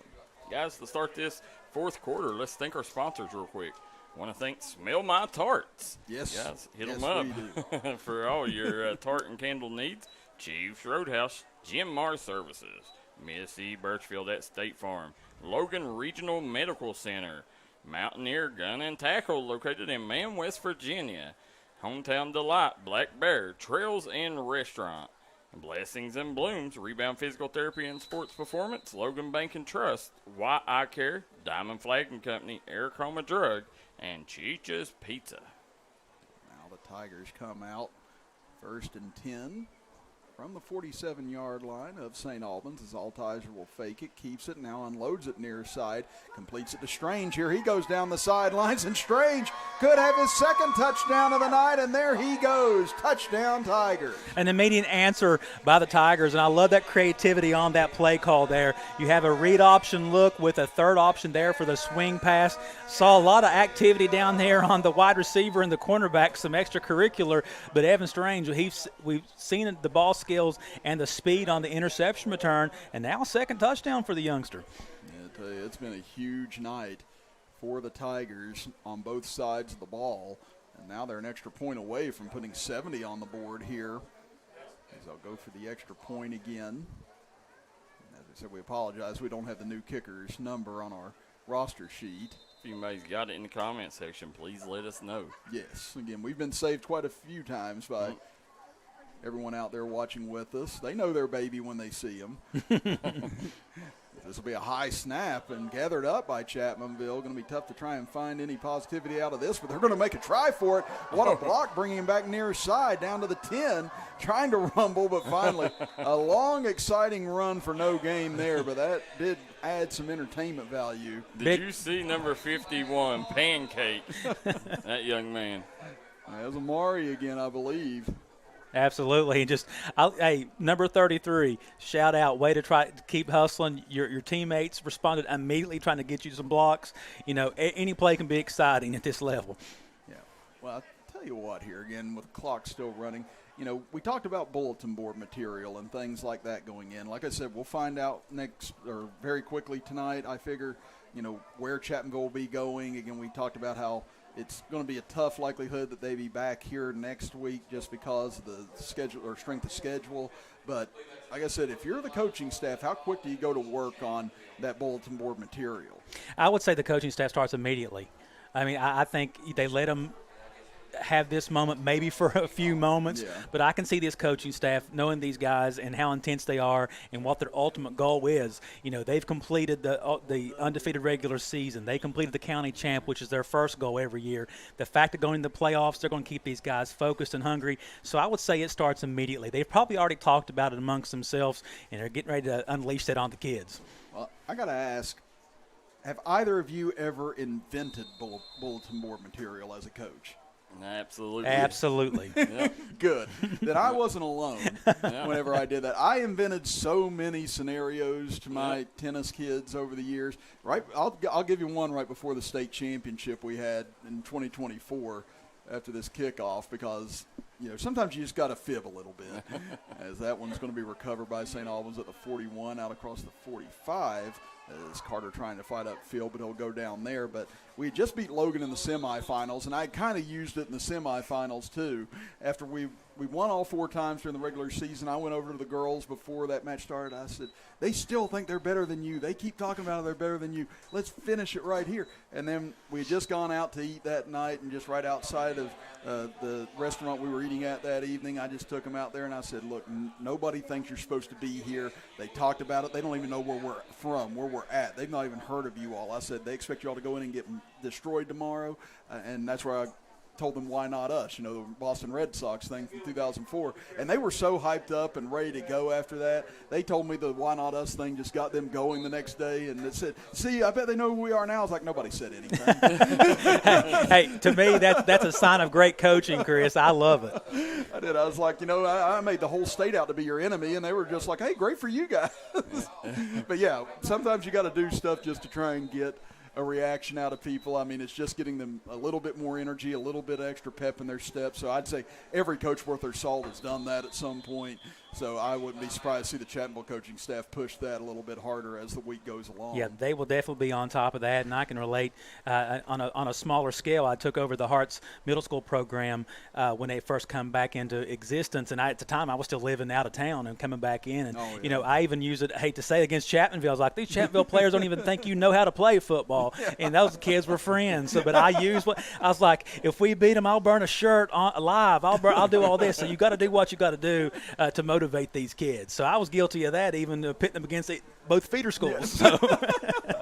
Well, I did that in middle school tennis too one year. I told them because beating Hurricane or Winfield and tennis is a tough hill to climb, and we had a good team in 2017, and they said, can we cut your hair? I said, no, you can't cut my hair, but you can collar it if you guys go undefeated this year. Because I'm thinking, I was like, they're not going to go undefeated. We'll lose to one of those two. And sure enough, we went up there and we beat Hurricane, we beat Winfield. So I had purple, yellow, red hair at the end of that. Thankfully, just spray painted for a day. I made a compromise with them. And totally worth it. I did. I was like, guys, I still have to come to work. I can't show up like this every day. Let's go to the Logan Regional Medical Center comment section. Right now, Martin County Betsy Lane tied up 20-all. Sherry Tackett says, we beat black and orange. Ashley Fraley says, way to go, Tigers. Stephanie Vance says, go, Evan. We also see Wilma Atkins says, way to go, Tigers. It's Tiger Country. And Barry Little says, why not us? Why can't we win state? There you go. There you go. And Rena Jeffrey said, yes, Dwayne, you did. I tell you, we're kind of like destroying the Santa Claus myth almost here tonight with some. They're like, wait, they didn't say these things? They didn't hate us? Like, well, I'm sorry. But you know, sometimes confirmation's a good thing. Sometimes confirmation's a bad thing. So appreciate that, Renee. Hey, it's like I said, we're all good storytellers at the end of the day. That's why we announce, too. You're just telling the story. So it'll be 2nd down and 5, or actually 3rd down and 5 here for St. Albans as we're down to a minute 35 to go. Thankfully, player for St. Albans was helped off and appeared to be okay. It looked to be Muhammad on the far side that was slightly injured. But now 69-6 thrashing here tonight by Chapmanville. And just no let up after that big win last week. And for the first time in 39 years, they are going to finish a regular season undefeated. This big tackle made in the backfield by several Tigers. That'll bring up 4th down. This is the first time it's happened on this field. Again, a lot of the new players don't realize or remember that they used to play where the gas station is now over there. And you know, I remember going to a couple of games there when I was a little kid. And you know, it's huge for this community because they were always felt a little overshadowed. Maybe not as well-to-do in football as some other sports, but they have definitely made a name for this program over the last 15 years or so. Yeah, and you can just feel the excitement from everybody you talk to, the fans, the coaches, especially the players, and you see the sign up on the baseball field, Tiger Country. Tigers across the state, they think of basketball, baseball, and now football's coming up, and it's such a great season for these Tigers, and everybody who's had a part in that should be very proud.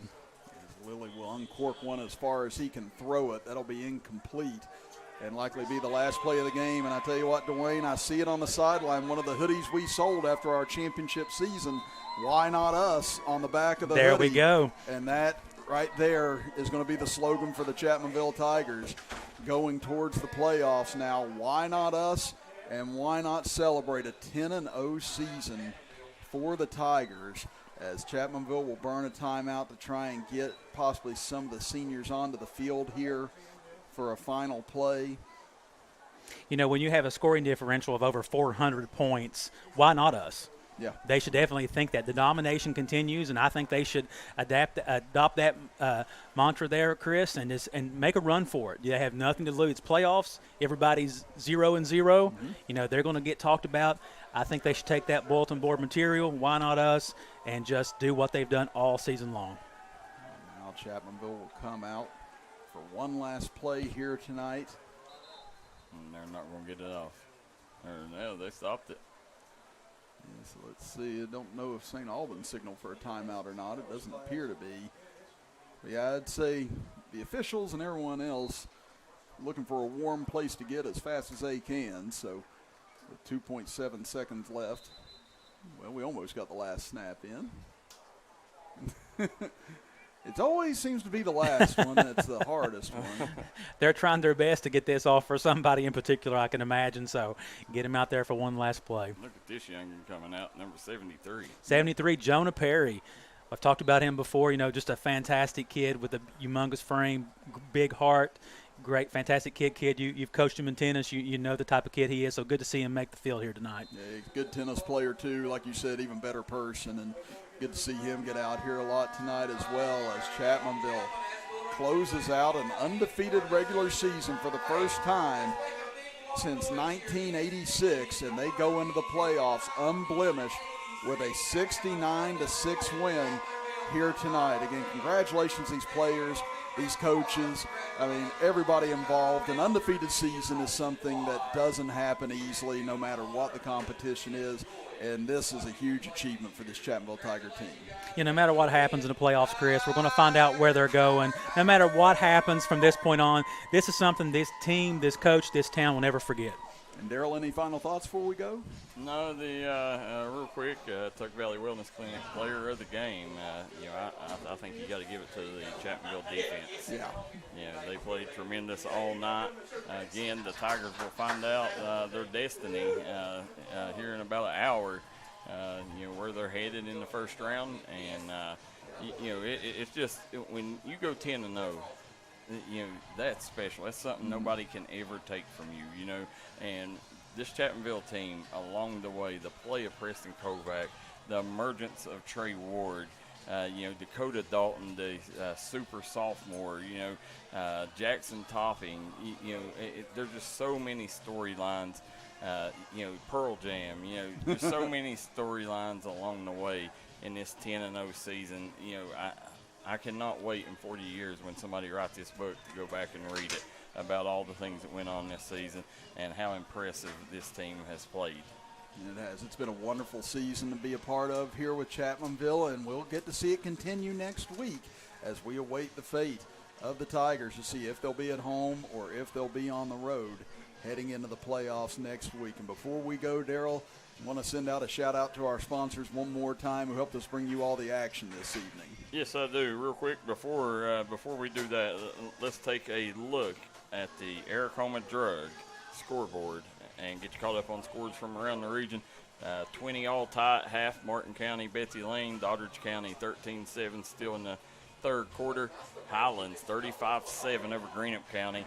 Ashland up 20-0 on Mason County. Belfry, we got a final there, 47-0 over Leslie County. The Pirates will advance, and they await the winner of Martin County, Betsy Lane. Pikeville gets the win over Lynn Camp. Prestonsburg, 42-0 win over East Ridge. Bourbon County, 21-0 at the half over Fleming County.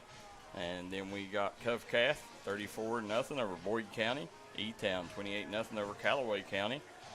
West Carter and Bracken County tied at the half. Knott Central gets their first ever playoff win, 30-20 over Shelby Valley. And Russell, 48-0 over Carroll County. Johnson Central cruises to a 48-16 victory. And Sayre, 44-14 over Fairview.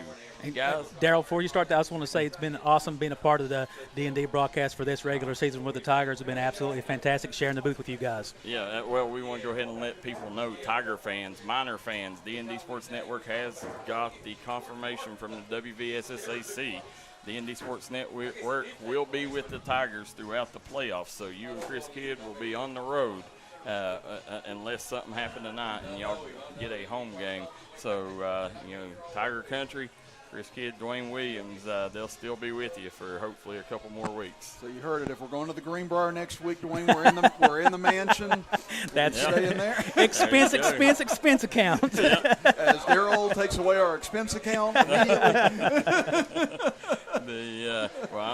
I'm sure the big cheese, Ashley Dalton, will take care of you guys. Guys, y'all have done a tremendous job all year. Thank you. Our Tiger faithful, they're some of our best fans at D&D Sports, and we get countless comments of the job you guys have done. So, again, hats off to you guys on calling this 10-0 season. So, guys, I want to thank Chiefs Roadhouse, Jim Mars Services, BSC Birchfield at State Farm, Logan Regional Medical Center, Mountaineer Gun and Tackle, Hometown Delights, Black Bear Trail Restaurant, Blessings and Blooms, Rebound Physical Therapy and Sports Performance, Logan Bank and Trust, Diamond Flagging Company, Aracoma Drug, Why I Care, Cheech's Pizza, George Swain at State Farm, Williamson Pharmacy, Markham Remora and Associates, T&D Quick Stop, Panther Mart, and last but not least, we want to thank our good friends, guys, down at Bruce Walters Ford. Guys, for Chris Kidd, Dwayne Williams, Darryl McCoy, and Michael Sean Waller. Till next time, so long